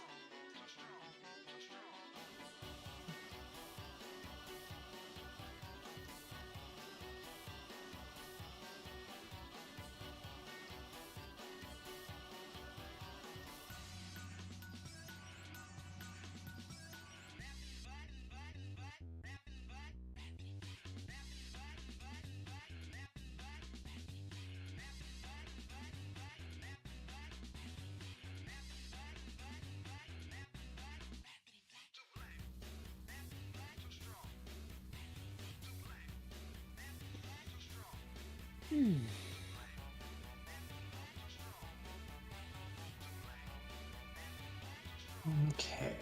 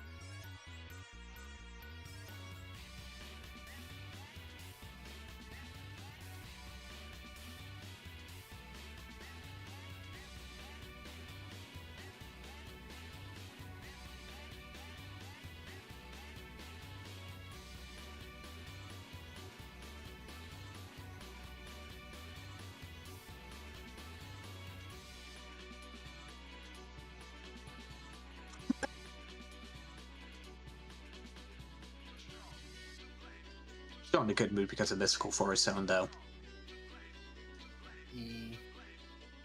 Yeah. I go back to sprites. There's a section for alternate universe. So there's glitch characters. So you've got some Ashura sprites and stuff, or Witchnia or whatever. Weknia. Yeah. You've got some fusion characters, some human versions of characters, demon versions of characters, Dragon Ball versions of characters. Eggman, Majin Buu, man.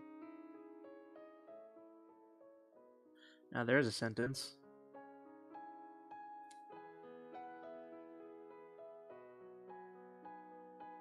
Goku Hedgehog.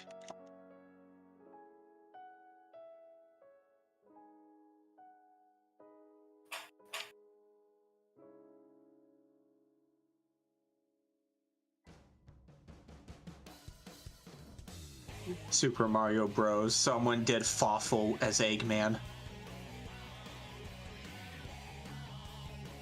Jeez.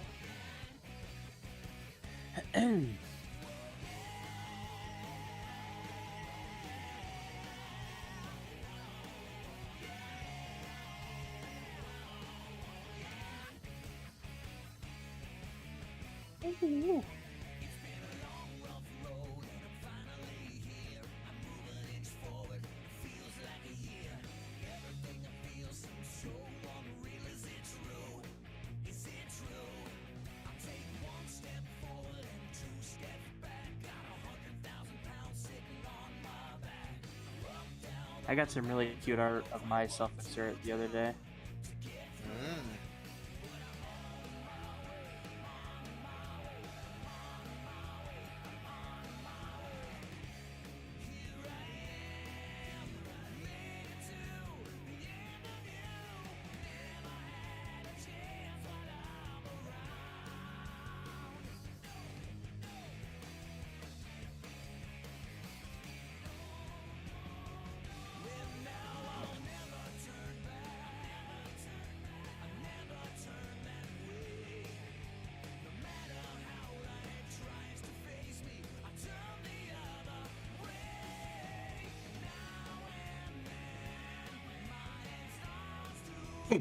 Ooh, excuse me.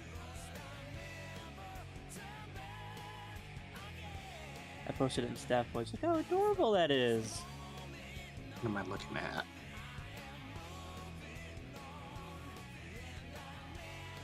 Oh, cute. That boy. Yeah. Cherish the dog. Oh no, the bad guy rogue character is getting pet and called a good boy. Oh no. Oh, I love that movie.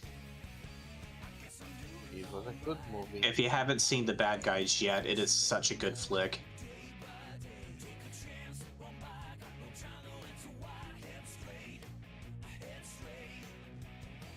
I have it online. It's Actually, HD.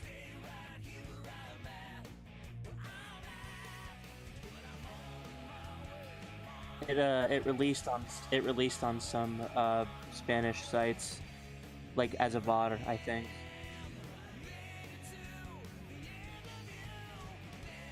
But yeah, I have it.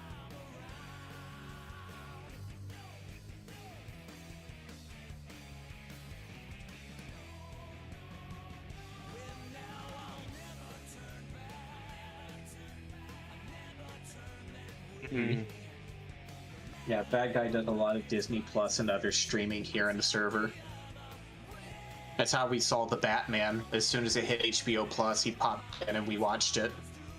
Completely legally though. Don't take it out of off air, Susan. That's not illegal. He was absolutely legal in what he did. Yes.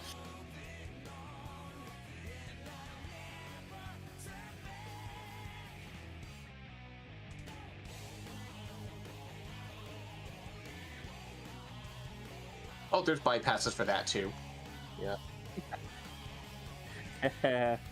Some sites are a little more hard to work with than others. Netflix, for example, wouldn't let you stream it through Discord even if you have a subscription. It was Yeah. like some Chrome setting stuff that's easily fixed. Yeah. I mean, hey, he's not sharing the password.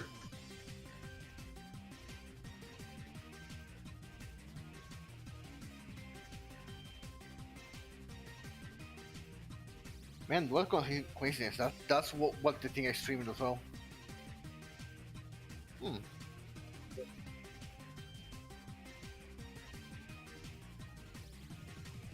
I think me and Celeste use Microsoft Edge. Yeah, for those sweet Microsoft points. I love Microsoft Edge. There's no memory leak. Why do you like? Why do you dislike it? Bad memories. Oh boy. Oh. Microsoft Edge to her parents.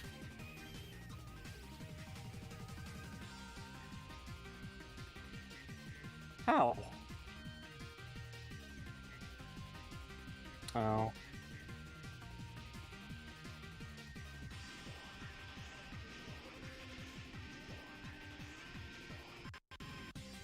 I wouldn't be able to remember. You have to think, this project is over 4 years old.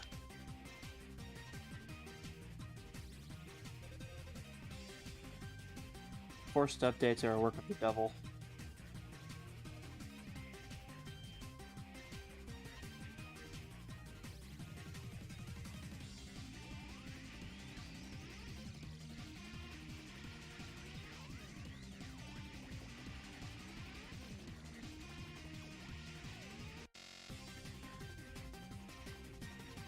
Oh, that's rough.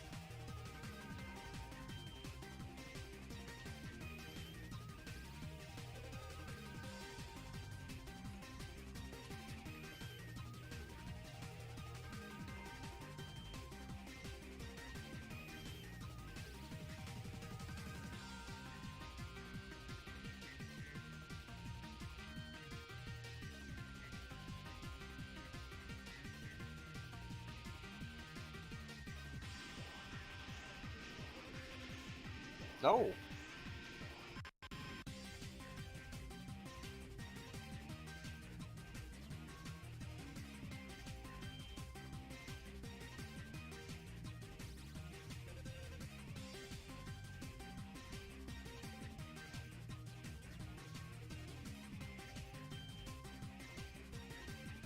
Oh yeah, I think I vaguely remember that. But no matter what, it won't be as bad as Bad Guys setup.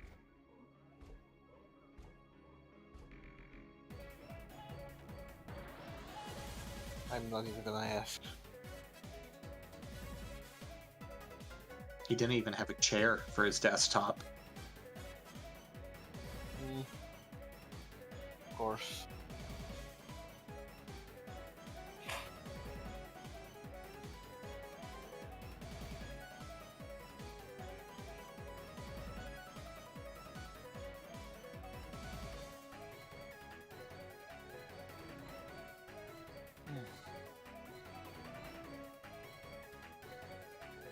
Yeah. Oh, I assure you it's still there. I'm just not digging for it.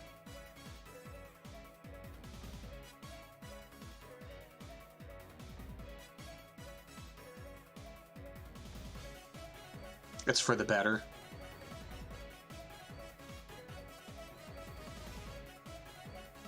Show feet.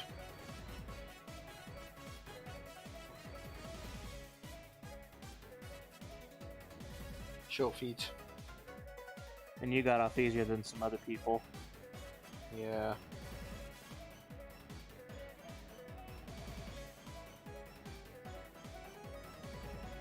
He wouldn't even let you ink his pages. I remember that when you first got on the team.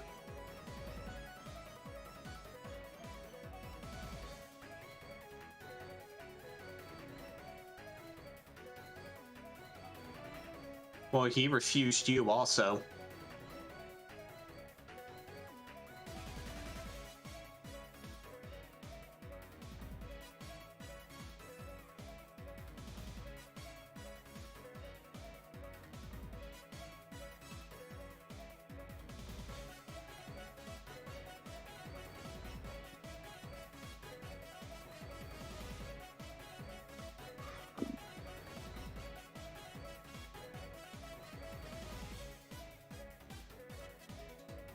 Did he even throw in proper critique on how to improve them, or did he just say, I'm not using them? Of course not. Wow. What a dick. How did...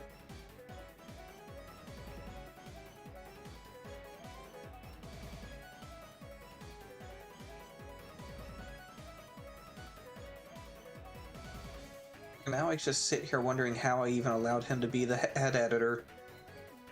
Oh, well, that's in the past. We're way better off now than we were then. Yeah. Like, it's all about critique now. Peer review, editor review. Anyone who knows me, it's not a secret that I really like one of the characters that we have planned in the future. So, so I was talking writer, to Kyle from Bumblecast about it earlier. So me being a writer, I really like writing side stories, what-if scenarios. I just really like writing and brainstorming. You know, it's one of my favorite things to do. Well, we have one of these characters that I can't spoil just yet, but I like them a lot. So I wrote a story about them.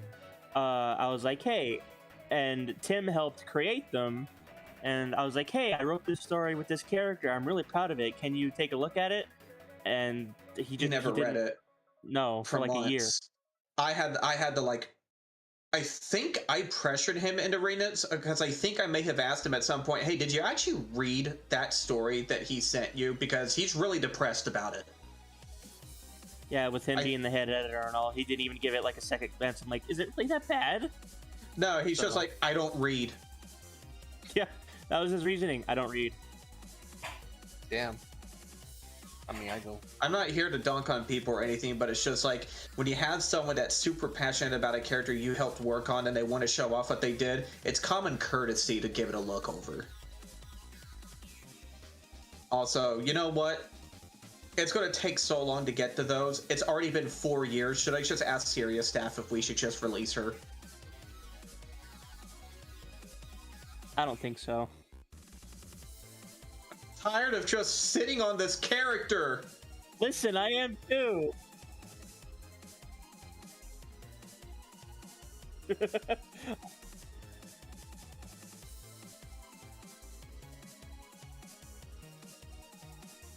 Hoot. I see. We're talking about Mary the Soul. No. She's gonna God, be I'm in gonna hurt you, issue Forrest. 20, and then she's gonna marry Sonic and Tails. I'm gonna Or hurt is I you, going to send Forrest. you to Brazil? Ha! Good luck, I'm already here, asshole. I will mail you a bag of mosquitoes. What? If you do that, Live mosquitoes. if you do that, I will fucking fire Turbo your house. I won't use my return address. Use mine. I don't live there anymore. There's not even a house there anymore, I don't think. Shit, if you're I- probably right. If there still is, I'm probably gonna get black money infestation once I get there. Yeah, I know, right? Cruel. Yeah, Very cruel. that was not a house, that was Blight Town. That wasn't a house. That was Silent Hill. Foggy. If I got near it, I will see a text on my face up saying "kill it." Damn. Rough, but fair.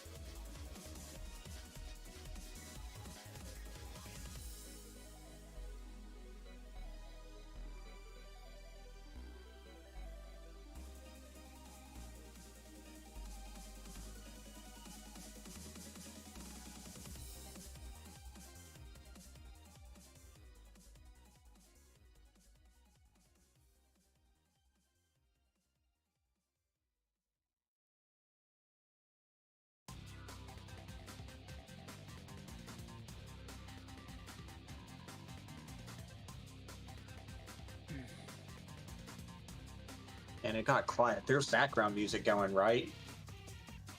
Okay. Oh, And we're not popular enough to really see revenue. This channel, not yet. No, still wasn't then. We've technically hit monetization thresholds. We just don't get enough attention per video or anything to really see anything.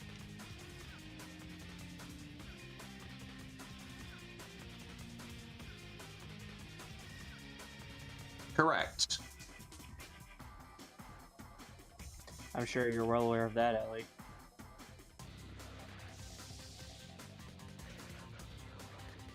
I remember you telling me about it.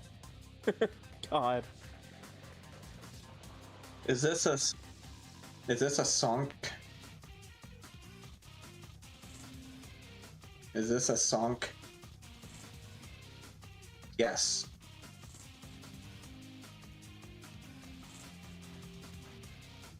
A porcupine. So it is a not song. It's a sonk light.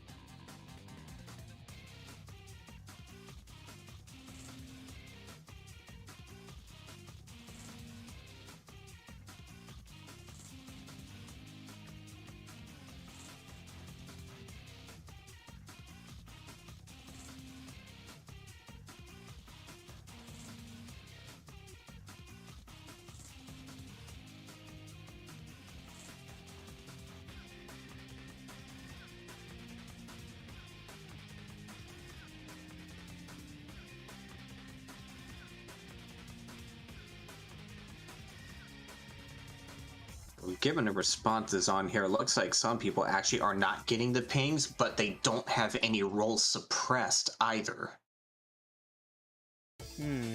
Great, Discord's broken. It's always broken to some degree.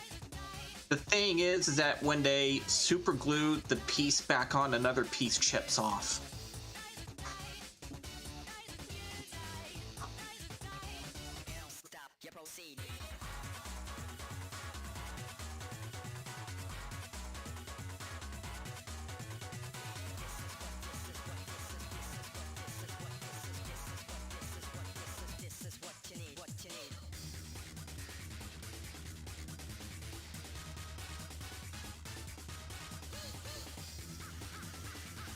No, Ursine did not get the ping. Weird.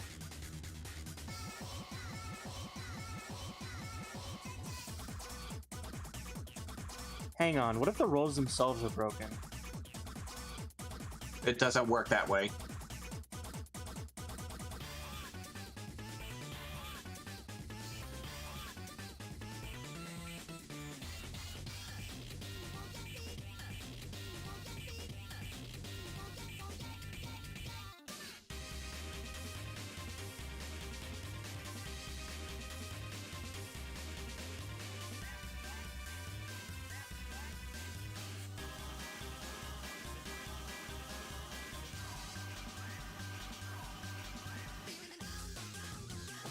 Here.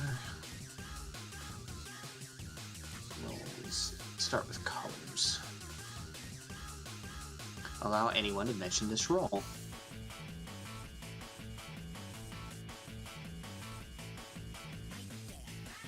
Permissions. View channels. Dialogue. Manage webhooks. Create invite.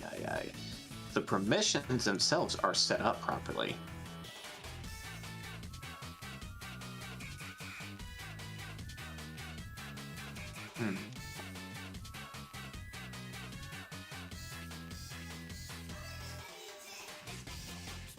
Discord rates the server is easy to join. Fewer than 10% of new members fail to get access to your channels.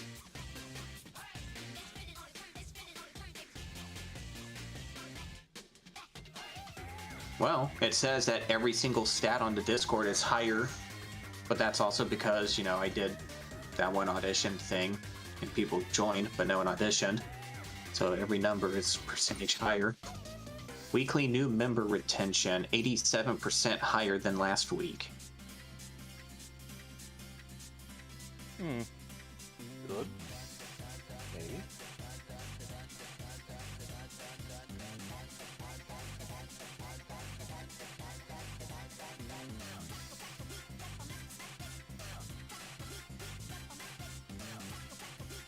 Okay, yeah, so pings are not working. So there's our lack of communication.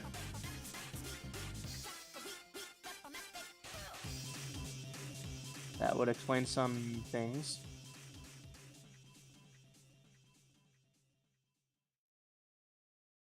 Reassuring on some ends, less reassuring on others.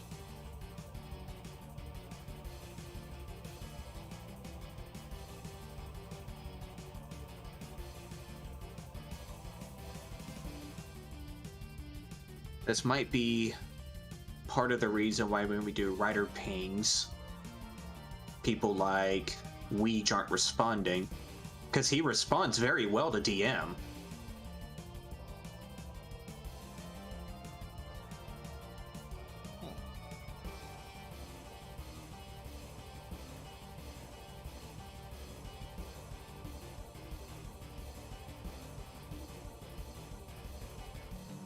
Alright, I'm gonna do a writer ping, but the thing is that if you do not get the ping, do not react.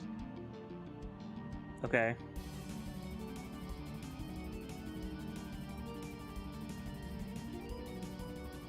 If I don't get the ping, don't react?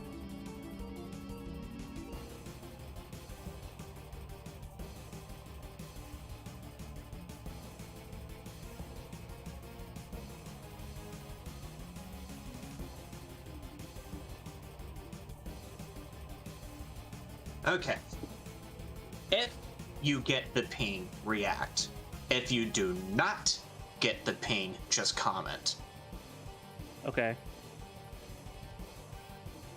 I've already posted it.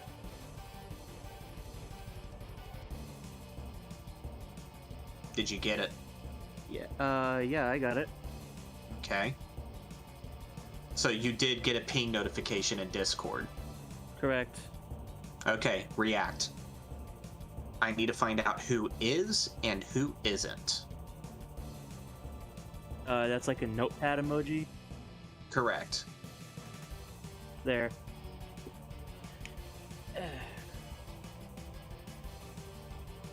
Weech reacted.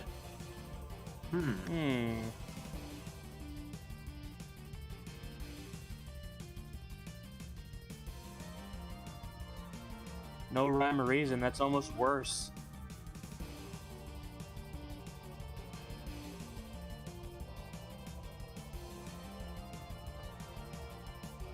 See, I was gonna give Weech a benefit of the doubt and just say the reason he doesn't respond like almost ever unless you DM him is because he doesn't get the pings, but well, fuck. Ugh. Shit show. Well, the thing is, he responds well to DM, so it's just, I don't know. I know he has a shit life scenario over there. I'm just weighing everything. Yeah. Wolf usually responds when a ping goes through. I know he's at work right now, so he'll probably add a react. Okay. Man. Well, this is absolute insight that we needed. And this is why I work tech support jobs. Oh, is it? All right. You'll know how. I know what I'm gonna do. No clue.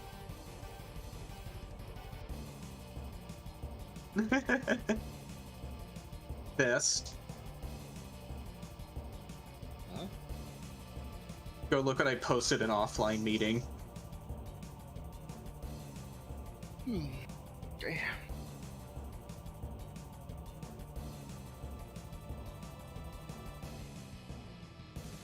Weech says that he looks at every ping he gets, so he is receiving them. He just doesn't respond.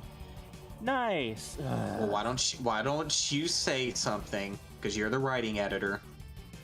I'm already getting on to everyone else right now. It's time to divvy the workload. Pay your rent. Who popped in? Is that Matthias? It is a Matthias. Just let you know we're streaming on YouTube, Yeah. so no perverted jokes. Yeah. Oh. Well, hello there. But no, if you catch up in the offline meeting channel, you'll see that I ran an experiment. Apparently, a good handful of people are not getting their role pings, but their settings are not suppressed. Interesting. This explains the communication issues that we've been facing. Like, SkullXK posted a screenshot showing that none of the roles were suppressed. They receive notifications of direct pings, but when I ping that role specifically, nothing. Huh. Same happened with the colors role, same happened with the inks role. So this, I think, is where like at least half of our communication issues lie, is just people aren't getting them. Interesting. Okay. Alright. Gonna pull some of that techno wizard magic, Matthias. I'm already... Trust me, I'm already looking at the server. It's fine. Cool. While y'all figure that out, I'm going to the restroom.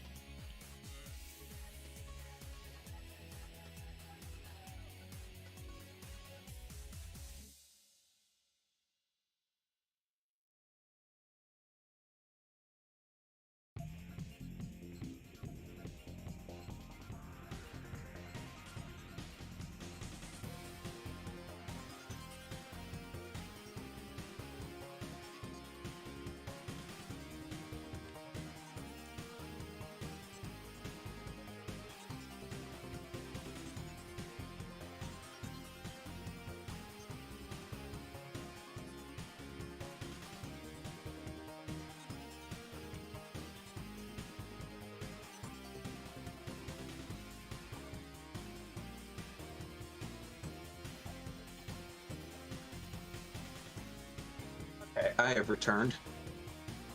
Welcome back. Hello. Hello.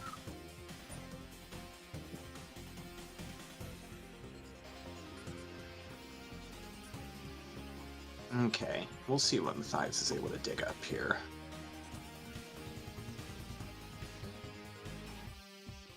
I see Force has seen the tweet I sent him. Yes. I don't think I want my house hosed down by them.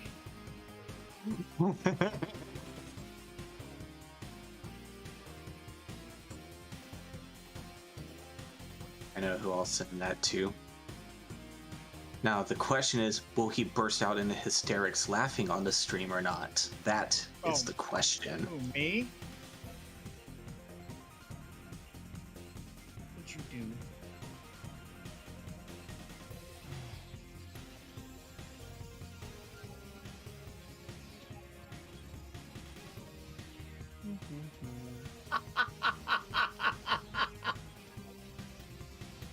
Oh, Lance. Oh, that's great. I don't know why, but that left reminded me of Heretic. I sent it to Oh. 9 as well. I Of think you course appreciate you sent it. to 9. What? No, I'm not tabbed in. Hang on.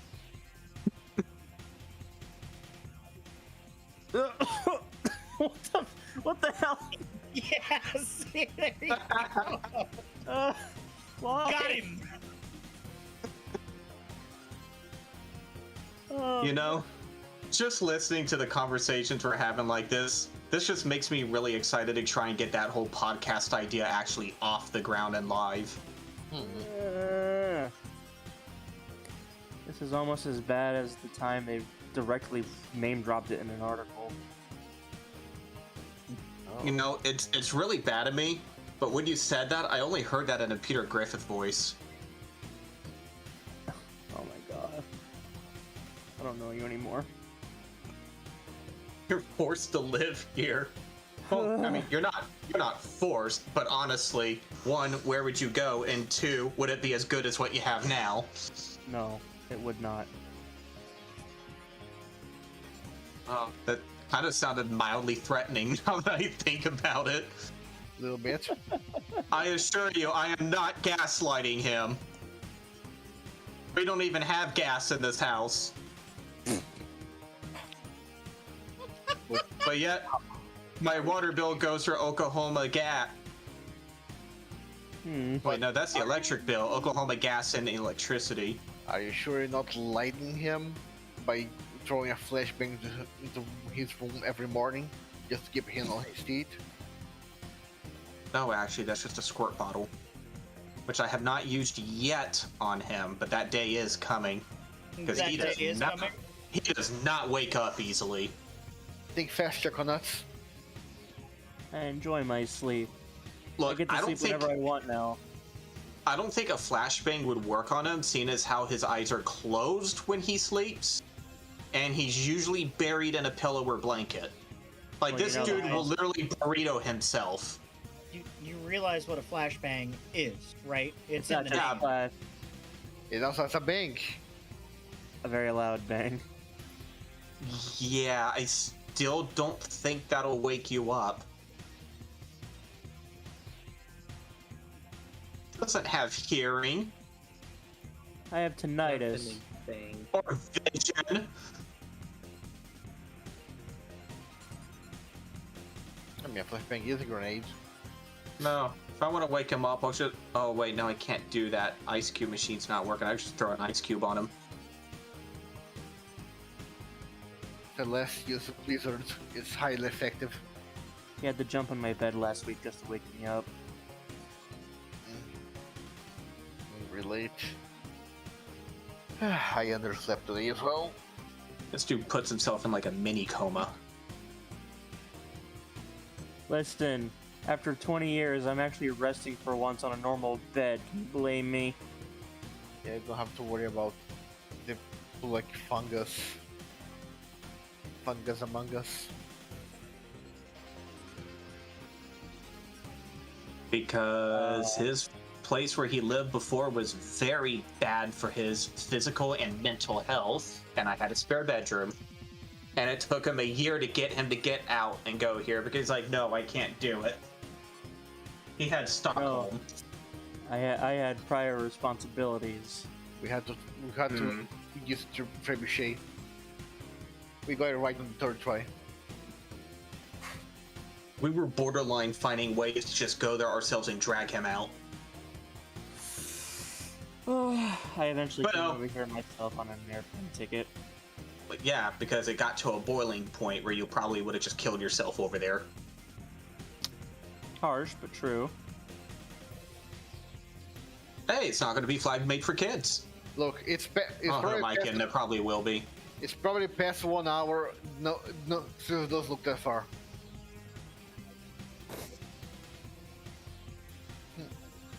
We can swear, we can make dirty jokes, we can even say Enwa. No. That will probably offend the dumber console.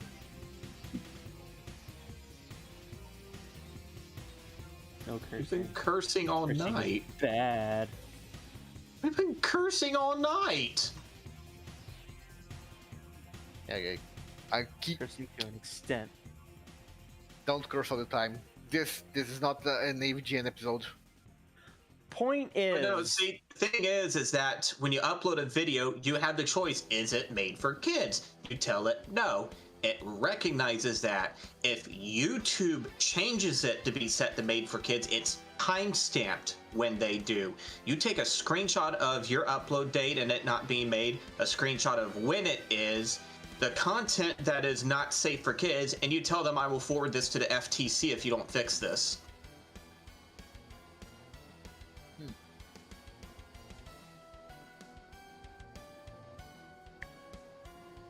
I don't know what everyone is or isn't doing, but I tell you how I do it. You see any of the legacy duds marked for kids? No, I mean like the actual dubs. You won't see them on this one. No, issue 2 was marked as made for kids, and I was able to dispute it and get it removed. But I also did it publicly on Twitter for all to see.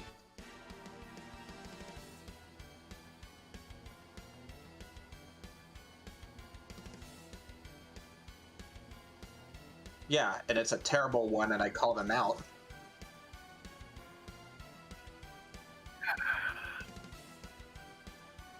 Yep. There's a handful of animations on Sonic Paradox that have them. But to be fair, when SP migrated to YouTube from Newgrounds, it did get sanitized a little bit. A little bit.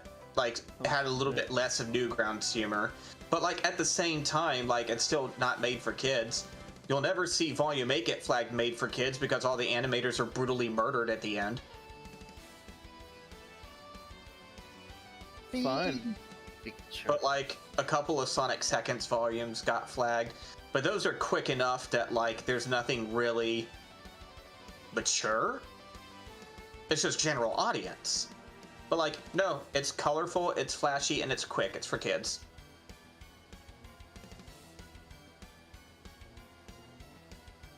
Makes sense. But no, ever since IDW released that one cover, or like not final cover, but still announced the official adult coloring Sonic book, anytime YouTube flags your stuff, just ratio them with it.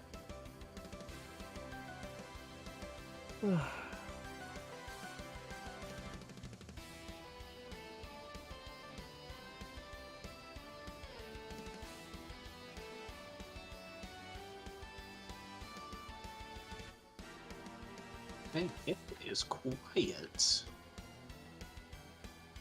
Just a lull. Nothing to really be concerned about.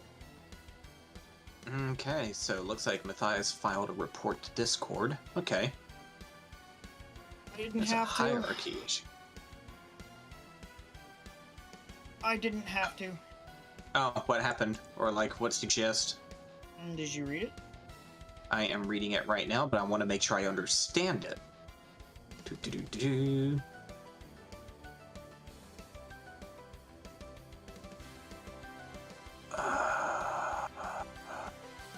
Are you telling me that I have to redo all the rules? As only it appears. So I've been talking with other communities that are just as large, if not larger than yours, and I'm working with other people right now. And it seems like this has been an issue before, and it appears to be continuing to happen because most people will be like, I saw a ping, and there wasn't anything there, and it was from like 2 months ago.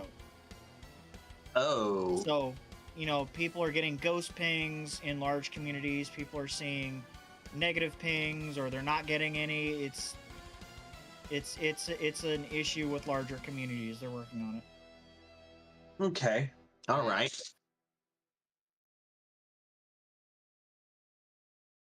That's what Pain in the most of them butt. are saying.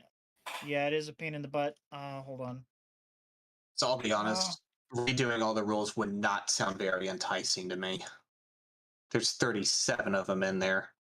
No, And then there's all the hold on. channels to do.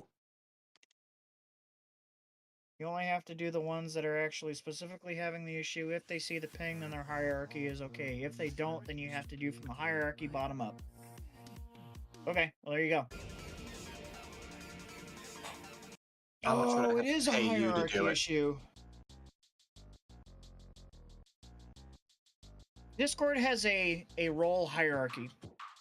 And so to put it into perspective, if you really think about it, you have like 20 roles. I know you guys have more. Member, fan, animator, penciler, writer, whatever it is, and they're set in a specific order. Somebody where, like I'm at, where if I'm given a role after I'm giving something higher, the server may... It's entirely possible for that, and it's entirely possible that you may not get pinged for the higher ones. It's kind of give and take. So resetting the roles from bottom up to reset the hierarchy is a way to fix that, but it's individual specific, it seems. People are having issues. Oh boy. So TLDR, Discord's fucked. It's... I don't think they were, going in on having this many, or having servers get this big. Yeah, you're past the 1,000 threshold, so yeah, you fall under all of this. And they've had all this time to fix it. Well, they've been working on other stuff. Yeah, they do. They're working on it. It's an issue. Oh, I thought it was just a program. I thought it was just a programming bug. No, it's entirely possible that it is server side, and that the code just hasn't been... Either they're working on it and they haven't implemented it, or they've implemented it and it broke. Nobody knows right now. Neither sounds appealing.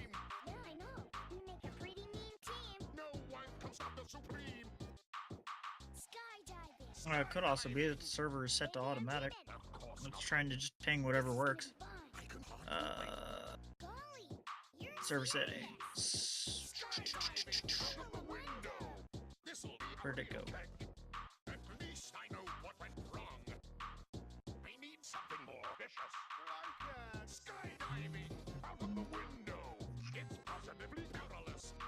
Of course, I just found something. I shall send it.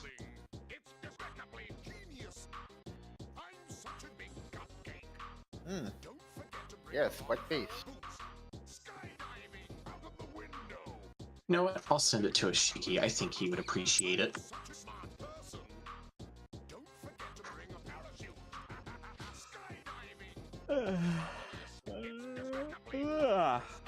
Excuse me. Ugh. I thought we were... Hold on. I'm gonna message you, Celeste.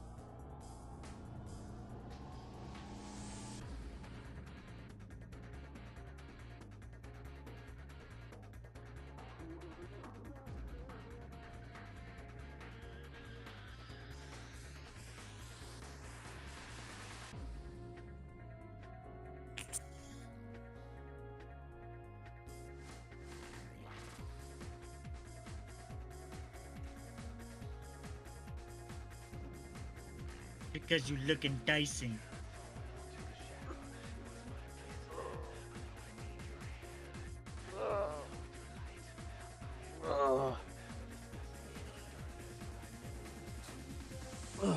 And it's...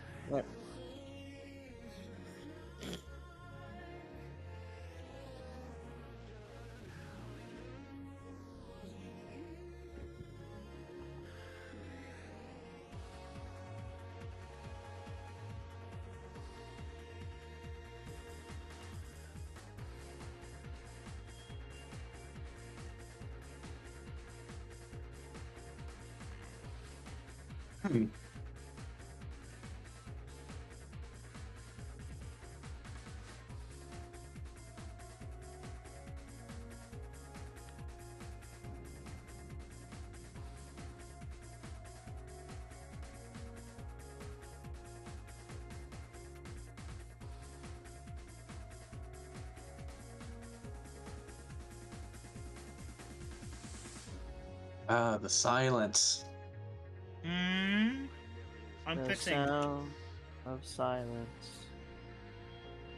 I'm Ah, fixing just- computers. Just feels too quiet for Friday. Are we gonna get down on Friday? You know, I had that purged from my memory, so thanks a lot. You're welcome. Remind me when you're ready to go to bed to play it outside your room.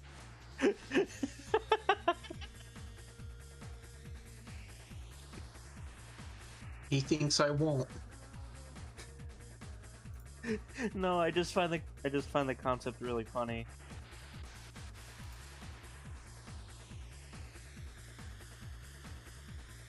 Oh.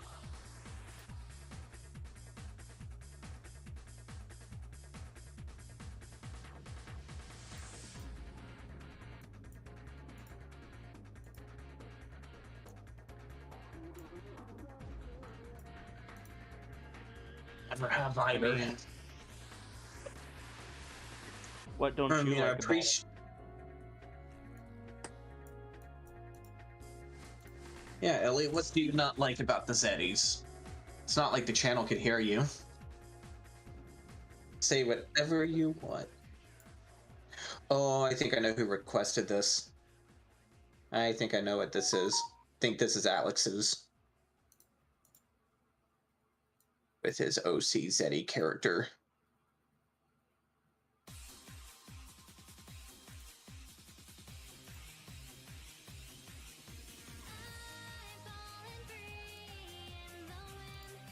He was earlier. Why?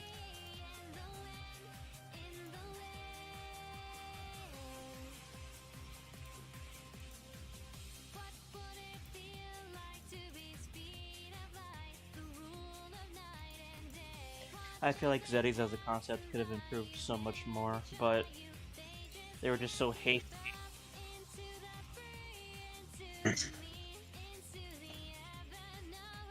Hey, I do like what Ian was doing with him in IDW. At least he didn't feel as flat.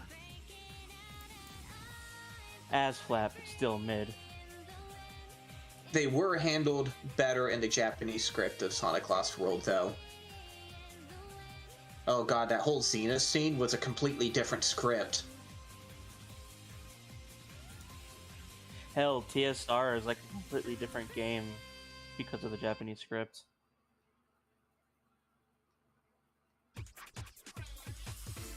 But it's just interstellar car capitalism.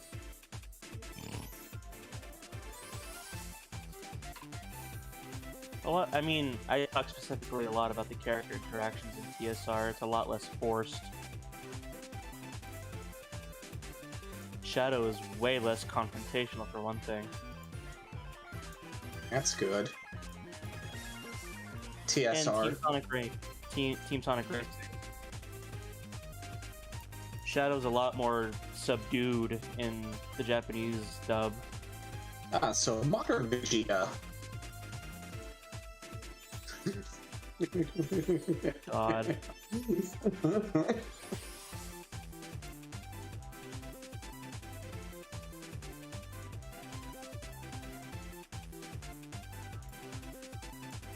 Alright, what's on the daily scratch ticket? You're lucky that we haven't invented the intercontinental step missile yet. One thing I really didn't like about the English script for TSR was how anytime Big was on the screen, everyone sounded like and talked like they just couldn't stand him, like, at all. But in the Japanese dub, they're like way more friendly and tolerant to him. Why wouldn't you like Big? His friend. Big was a little dumb in Chronicles, and everyone was just like, "Are you serious?" We made Big smarter. No, he's dumber. Okay, thanks. Big's his friend. Why wouldn't you like him? He's a simple guy. A simple man for a complicated world. He just wants to fish, man. What's so complicated about that? For God's sake, I just want to fish. I don't know if he...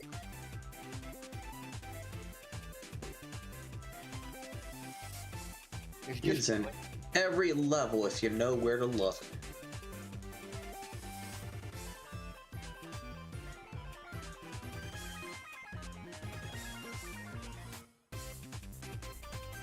just He's chilling. also on the arc.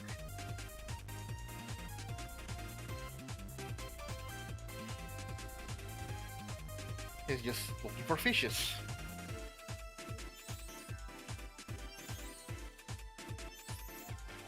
I'd like to think he got Yeah. teleported there by complete accident somehow. And while he's here, well, might as well look for a fishing pond. You know, Uh-oh. mission pass completed. Oh, good for you. I got those 5 extra tiers. No, now that I think about it, the concept of an open world game with Big, where you just go around looking for cool fishing spots, actually sounds pretty relaxing. Big Fishing Adventure 3. Yes. I mean, I didn't like his levels in Sonic Adventure, but that was because it was a fishing game forced into the action platformer that you had to play if you wanted to see the full game. Has anyone here actually played Sega Marine Fishing?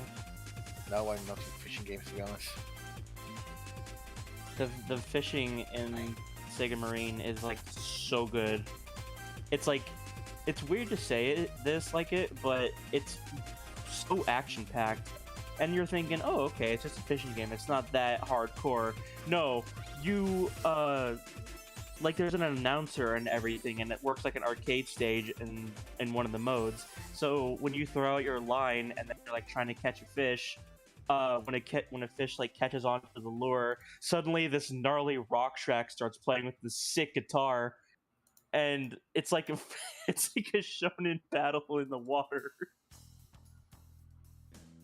Believe in the heart of the lure.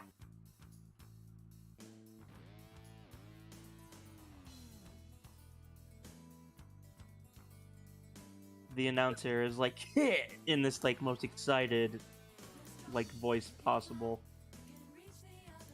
and every time you like get the fish to jump out of the water, like this huge jump, the dude just shouts, "Wow!" It's so cool. Wow. It has to be seen to be believed. It's a video game, might as well make it exciting. It just captivated me as a kid.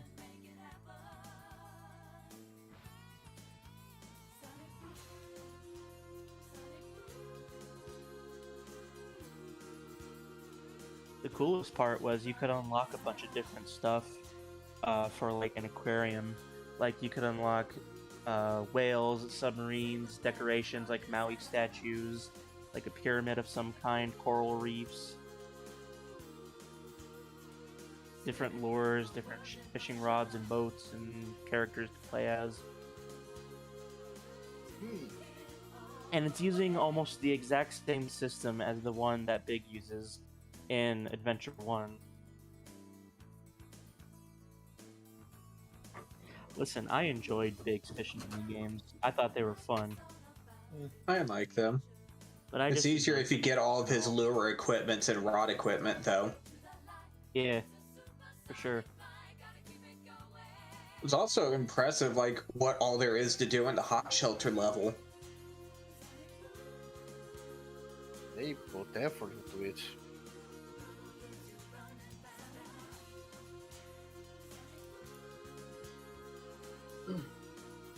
Hot shelter, the one stage that Sonic doesn't have a stage in.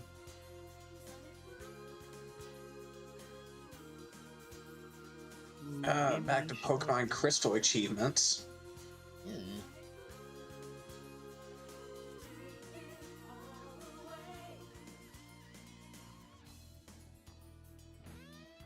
Nice game hopping.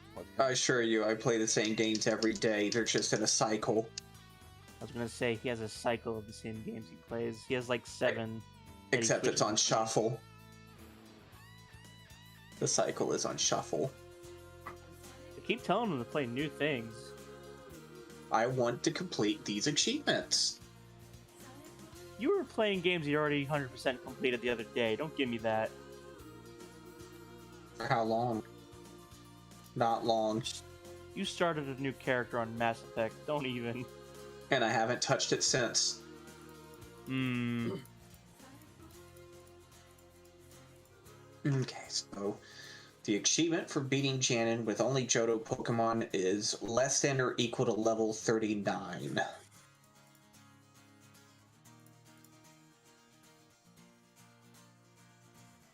Retro Arc and Retro Achievements. Yeah. Community-made achievements that you can earn. Huge. And before anyone says you're pirating, nah, I own it on the 3DS. And I owned a physical card.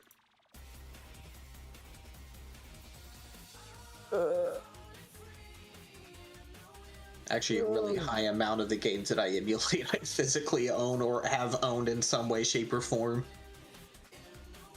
Don't forget, it's perfectly legal to dump your copy onto your computer. Yep. I buy new games when they come out. I can't wait for Origins. The nice thing about Origins coming out is I'm actually going to have the money set aside for it. I'm still waiting. No physical for now. I'm just gonna get it on the.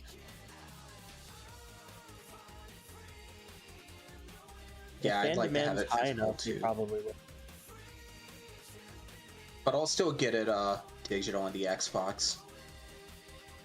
I don't even like classic Sonic that much, and I would still get it. I really want to see all of these new animations. Yeah, the animations that connect each of the games. I want to see how Sonic 3 and Knuckles handles. And I want to know what they're going to do with the music. I want to see what anniversary mode is. Yeah.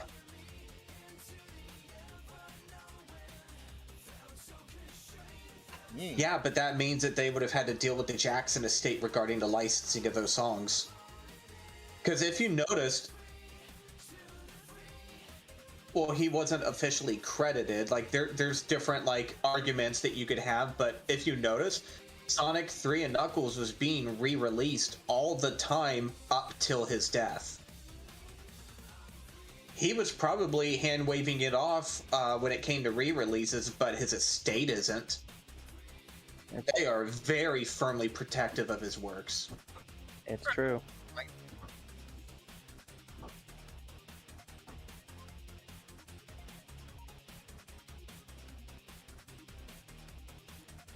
There's multiple arguments with evidence on either argument. One of it was that Sega was backing away because of those allegations that were coming up. Another one was that Michael was dissatisfied with the sound output of the Sega Genesis sound card, so didn't want credited. There's a lot of different things, but he very definitely worked on some of those tracks. Competition menu in Sonic 3, Ice Cap, Carnival Night, Launch Base, Knuckles, Mini Boss.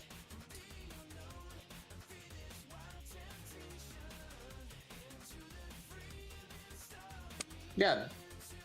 If it's not the Sonic and Knuckles collection for PC that released in the 90s, then all of it has the Michael music.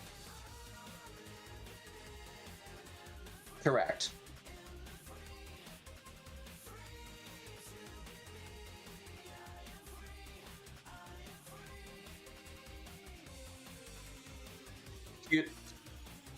Nope, it's Michael's. It's the original version. I'm just curious if they're gonna give us new tracks or if it's like the same ones after coming to a deal or something. All I know is the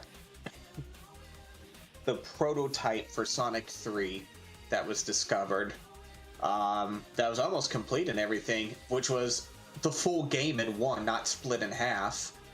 Had not the Michael music, it was the original music that you heard in the PC collection. It also had Drop Dash. Drop Dash has been a thing ever since early beta Sonic 2. Yeah. Not until Mania, so probably Origins is going to be the closest. Origins is probably going to be the closest thing to the beta. It's weird. It's really weird. I'm still a little peeved at the U.S. market team with that graph they put out for Origins. It's so unclear and it doesn't list everything that it has. Yeah, it really looked like they were gonna go full Ubisoft with it. It really did not do it favors.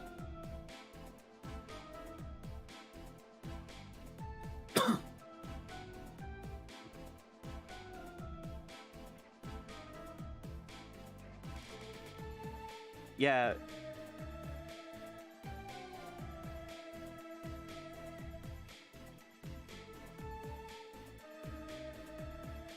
Well, here's the thing. Well, they the do. normal Origins version. The normal Origins version has everything the deluxe version has. The only thing the deluxe version has over the normal are the 3D island controls, the character sprites, and the letterboxing background. And it comes with 300 coins to unlock stuff in the art museum. Otherwise,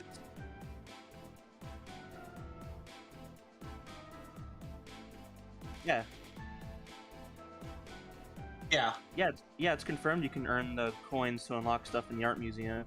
Because you got one regular art museum, you earn stuff by just playing the game, and then you've got a premium museum where you unlock really bonus art stuff with these coins you collect in the levels. The basic version also comes with a hard mode. The deluxe version comes with 11 extra hard modes, missions, I believe.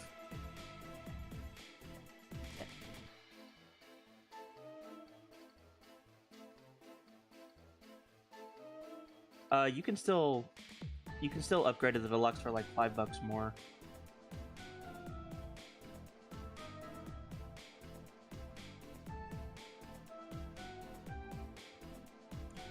Well, considering the deluxe version is only $5 more than the full retail price.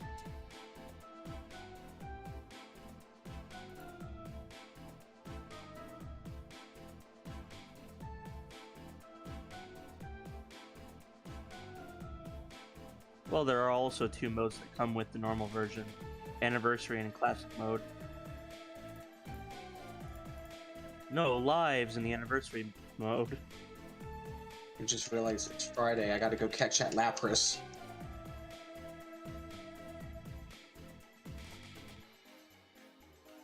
But yeah, that US market graph did not do it any favors.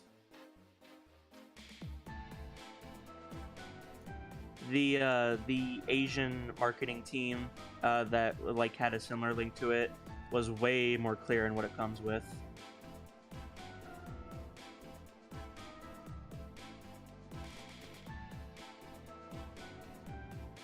Almost all of the content's still there. It's just like the 3D camera controls, the character sprites dancing, the music, and stuff like that. Also, there's like a music library in there too. So you've got art and music that you can unlock by playing the game. I believe there's also a boss rush mode, and there's also a mirror mode where you play all the levels backwards.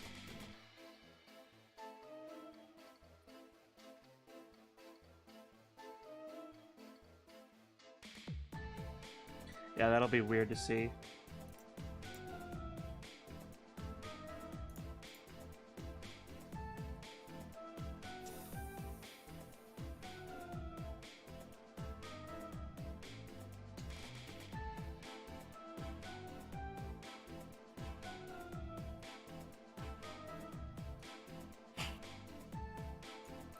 I mean, it was in the Virtual Console on the 3DS. The Virtual Console's deader than Elvis now. So what you're saying is that it's alive. No, it's deader than Elvis. Elvis is alive. I know, but that could also mean that it's not very dead. That's not how that works.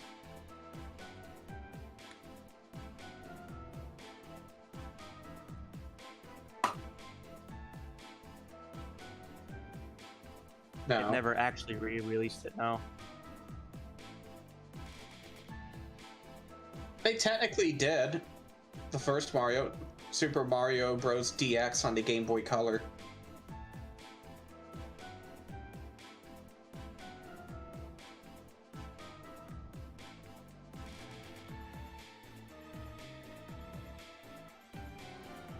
Yeah, I think it does what Nintendo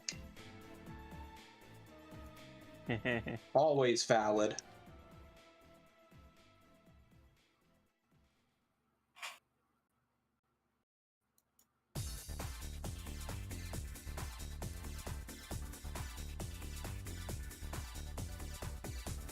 And yet, I still have the full version of AM2R hidden away on my media fire.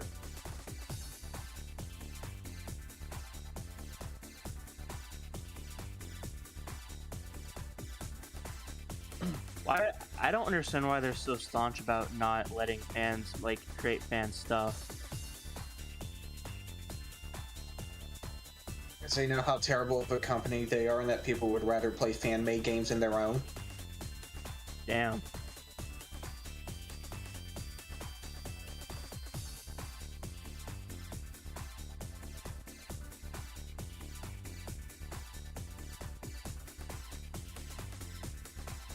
And it keeps happening too. How many times does this have to happen before you have to realize, well, maybe it's not just that good of an idea? Like, I get it. You want to show your appreciation and support to like a unique project you're doing. That's great and fine, but when they repeatedly stop you in your tracks, at what point is enough enough? I just don't understand. When it will huh? When he wanted returns from the grave. I had a brain reboot, sorry. When will you realize enough is enough? Basically. When Iwata returns from the grave. Oh, shit. Wow.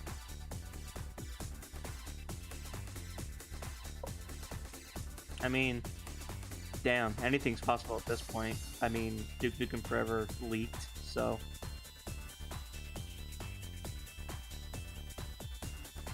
What's really sad is that that's not even, like, the really completed version everyone always talks about.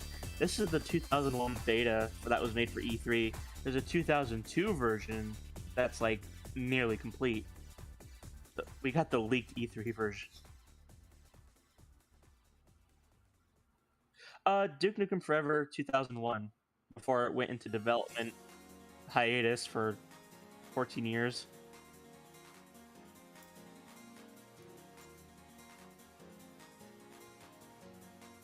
It was like a big piece of first-person shooter history. And it was finally leaked a couple days ago.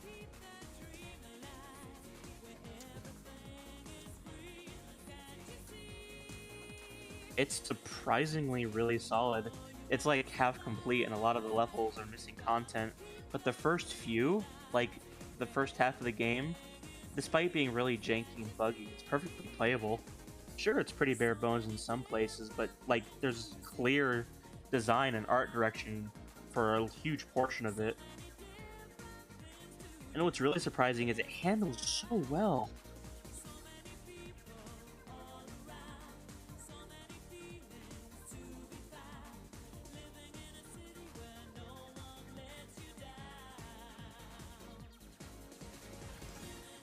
There's a really notorious developer called George Broussard who's been getting a lot of flack on Twitter for his constant upheaval of the project's progress. And he keeps deflecting blame and snap blocking people for anyone giving him crap about it.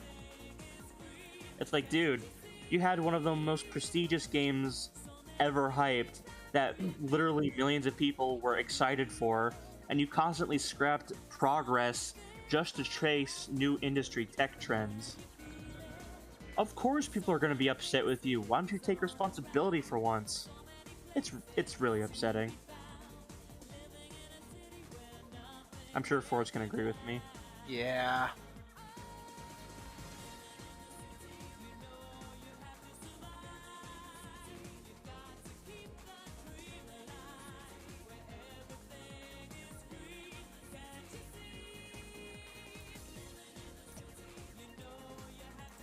Where is the Polkadon Vermilion?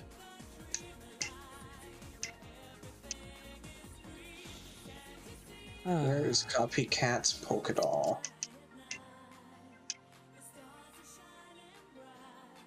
I am thou, that art I.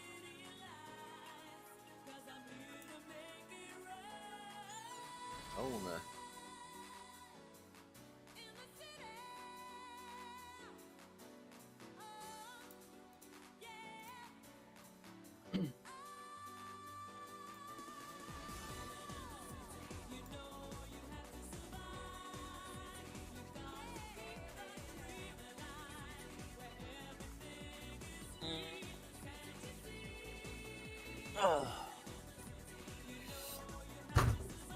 What a day, what a day.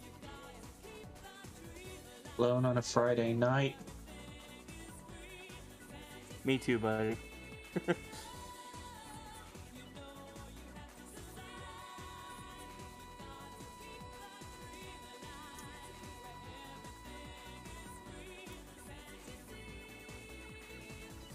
Oof. Been working traditional lately?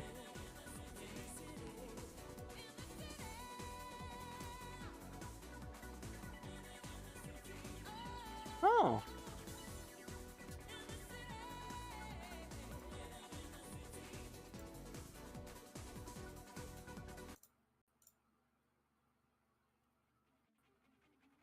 Hmm.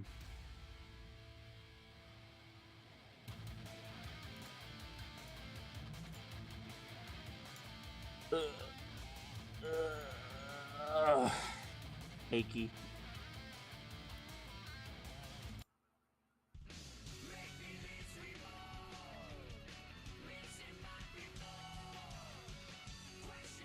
Now take the magnet train.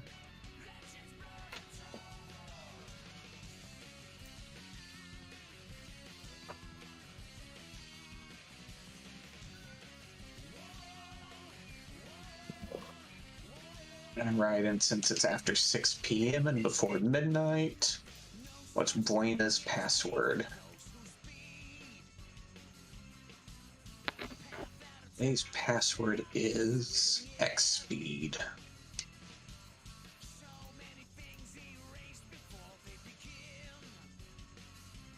Now to get 30 of these points so I can get her phone number.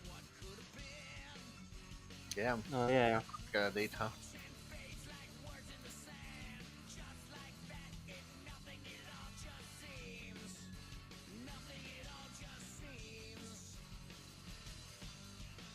I'd say it was XSpeed.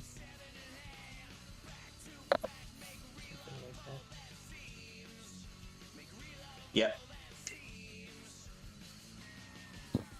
I had to guess what the password was that was on the radio. But the thing is, all the choices were different X items, and I'm like, oh, wait.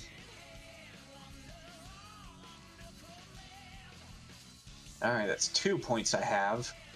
Basically, you gotta do this for a month straight. Dude. That's a lot of commitment.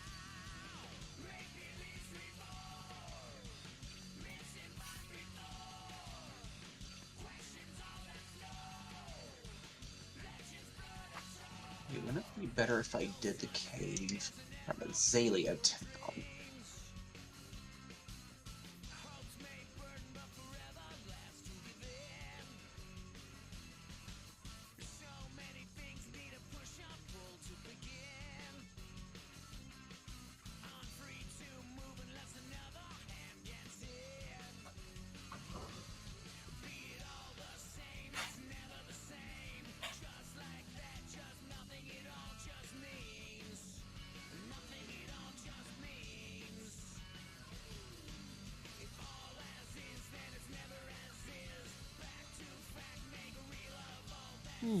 I should complete those Outrun achievements sometime. I really like Outrun.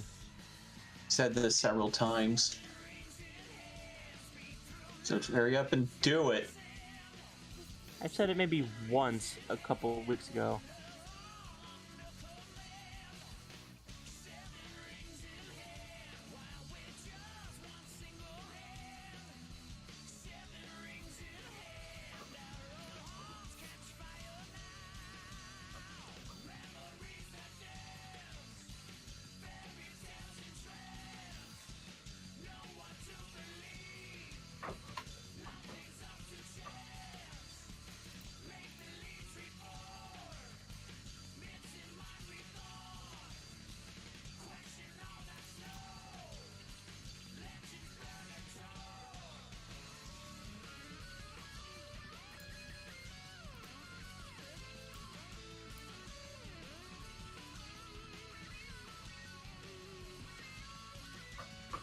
Where the Lapras at?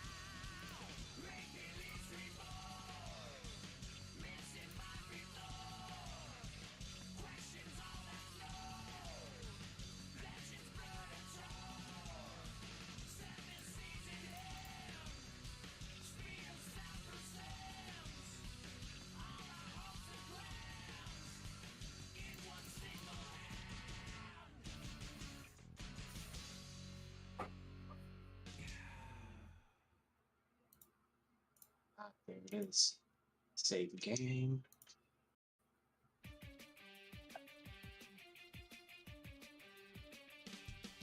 So it's level 20.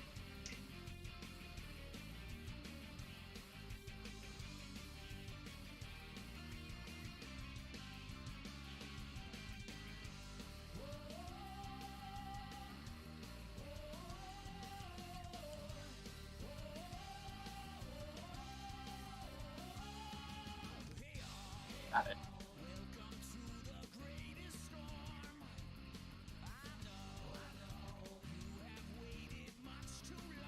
Alright, got Lapras now to train it a bit, and I'll use it to beat up Brock. Because my other types are over-leveled Fnatic Sheep.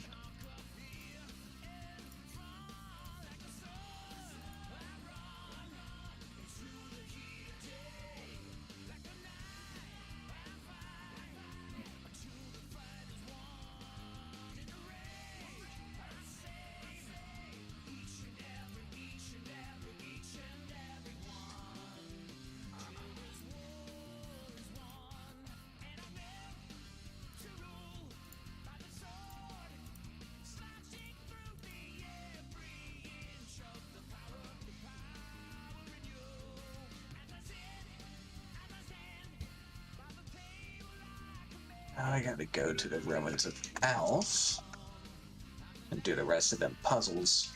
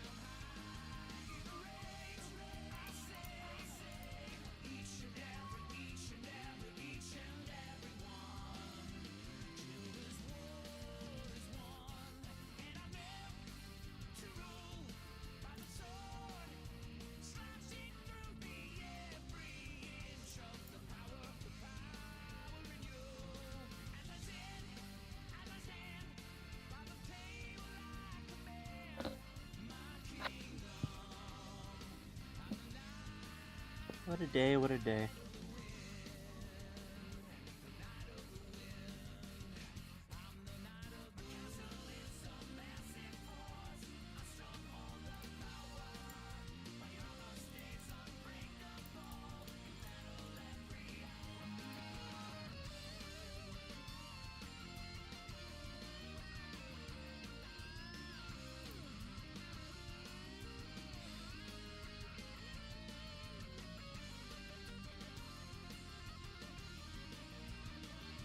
Does this pair on the wall say?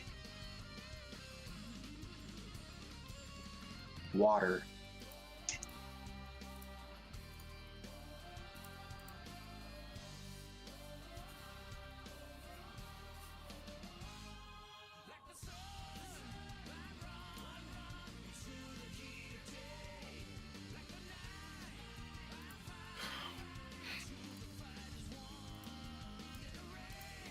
A bit. How long have you been streaming? Wow. Wow. Tea.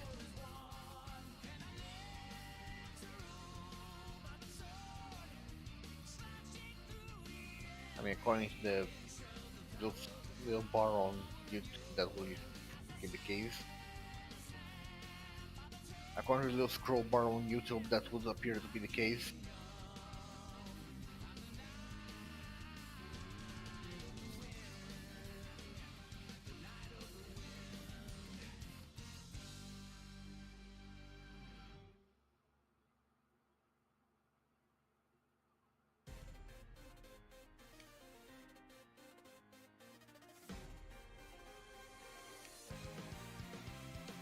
Yeah, because that's never happened before.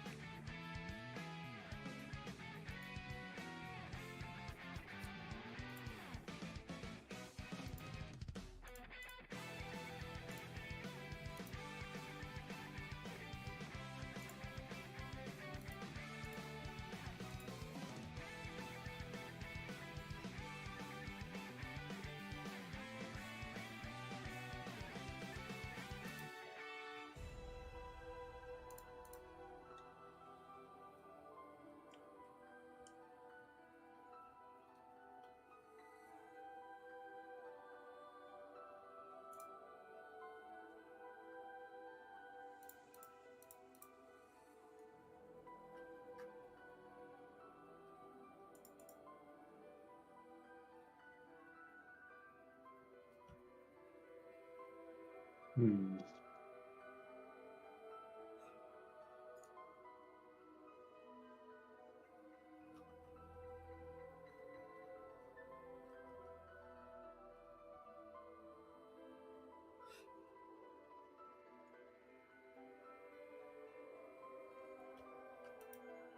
Oh, I solved it. Nice.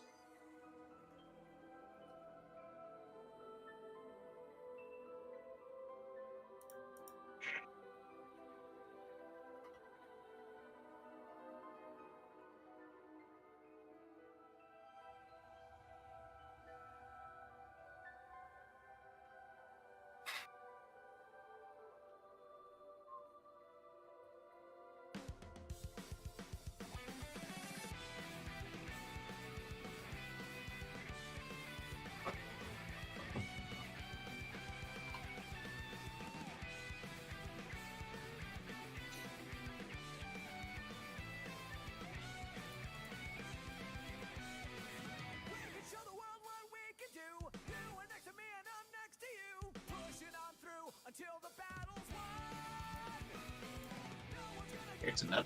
That's over here. What's this little thing on the wall say? Light.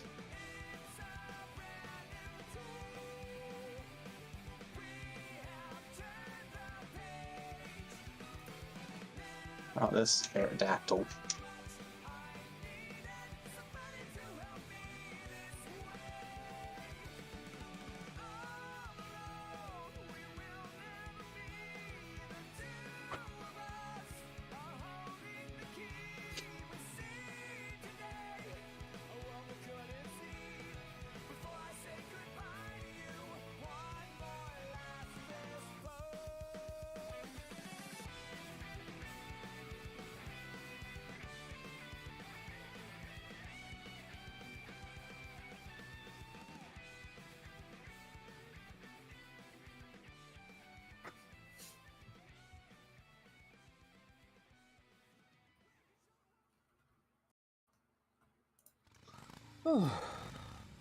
That one's solved.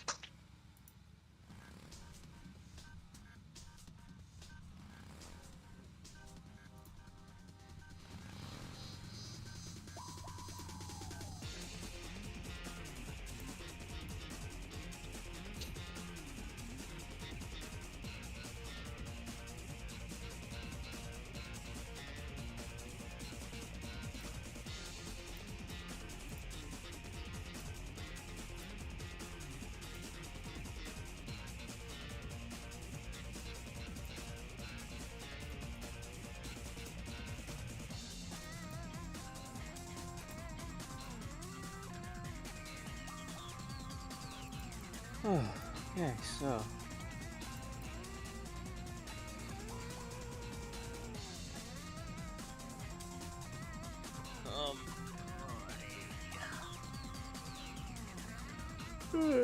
Remember, we're free to Fridays.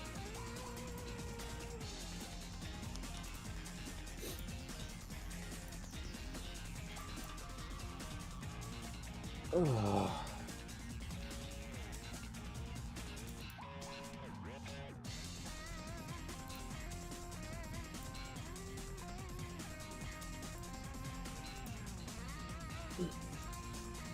Ah, that's where she is.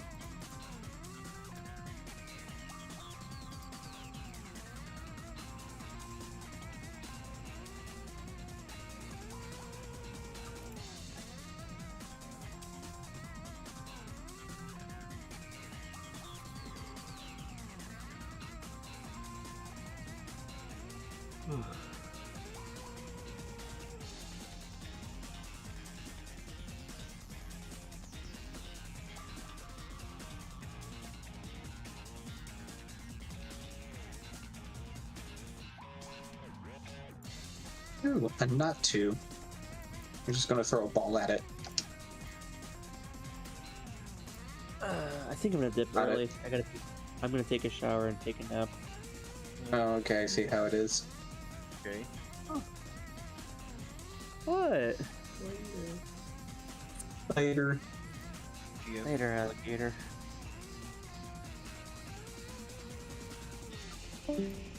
This means I gotta wait for hot water now.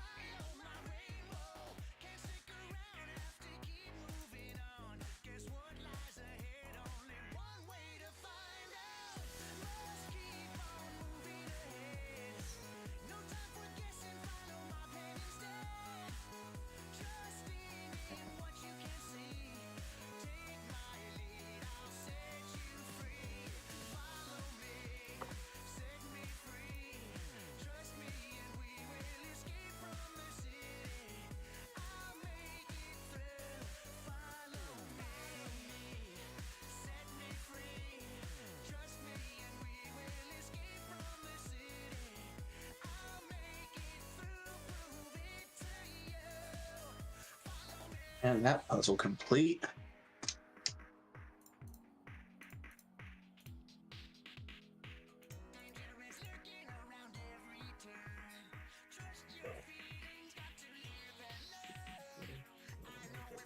As far as I'm aware, that's all the puzzles.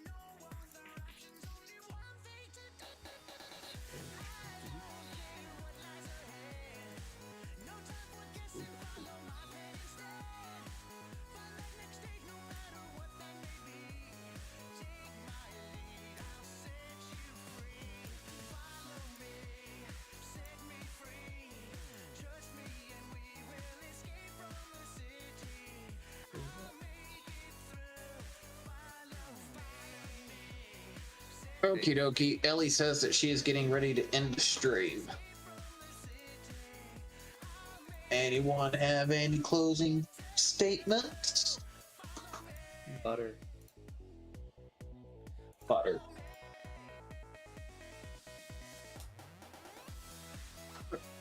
What about you, What, Force? make Sonic fast. What? Do you have any closing thoughts of the day?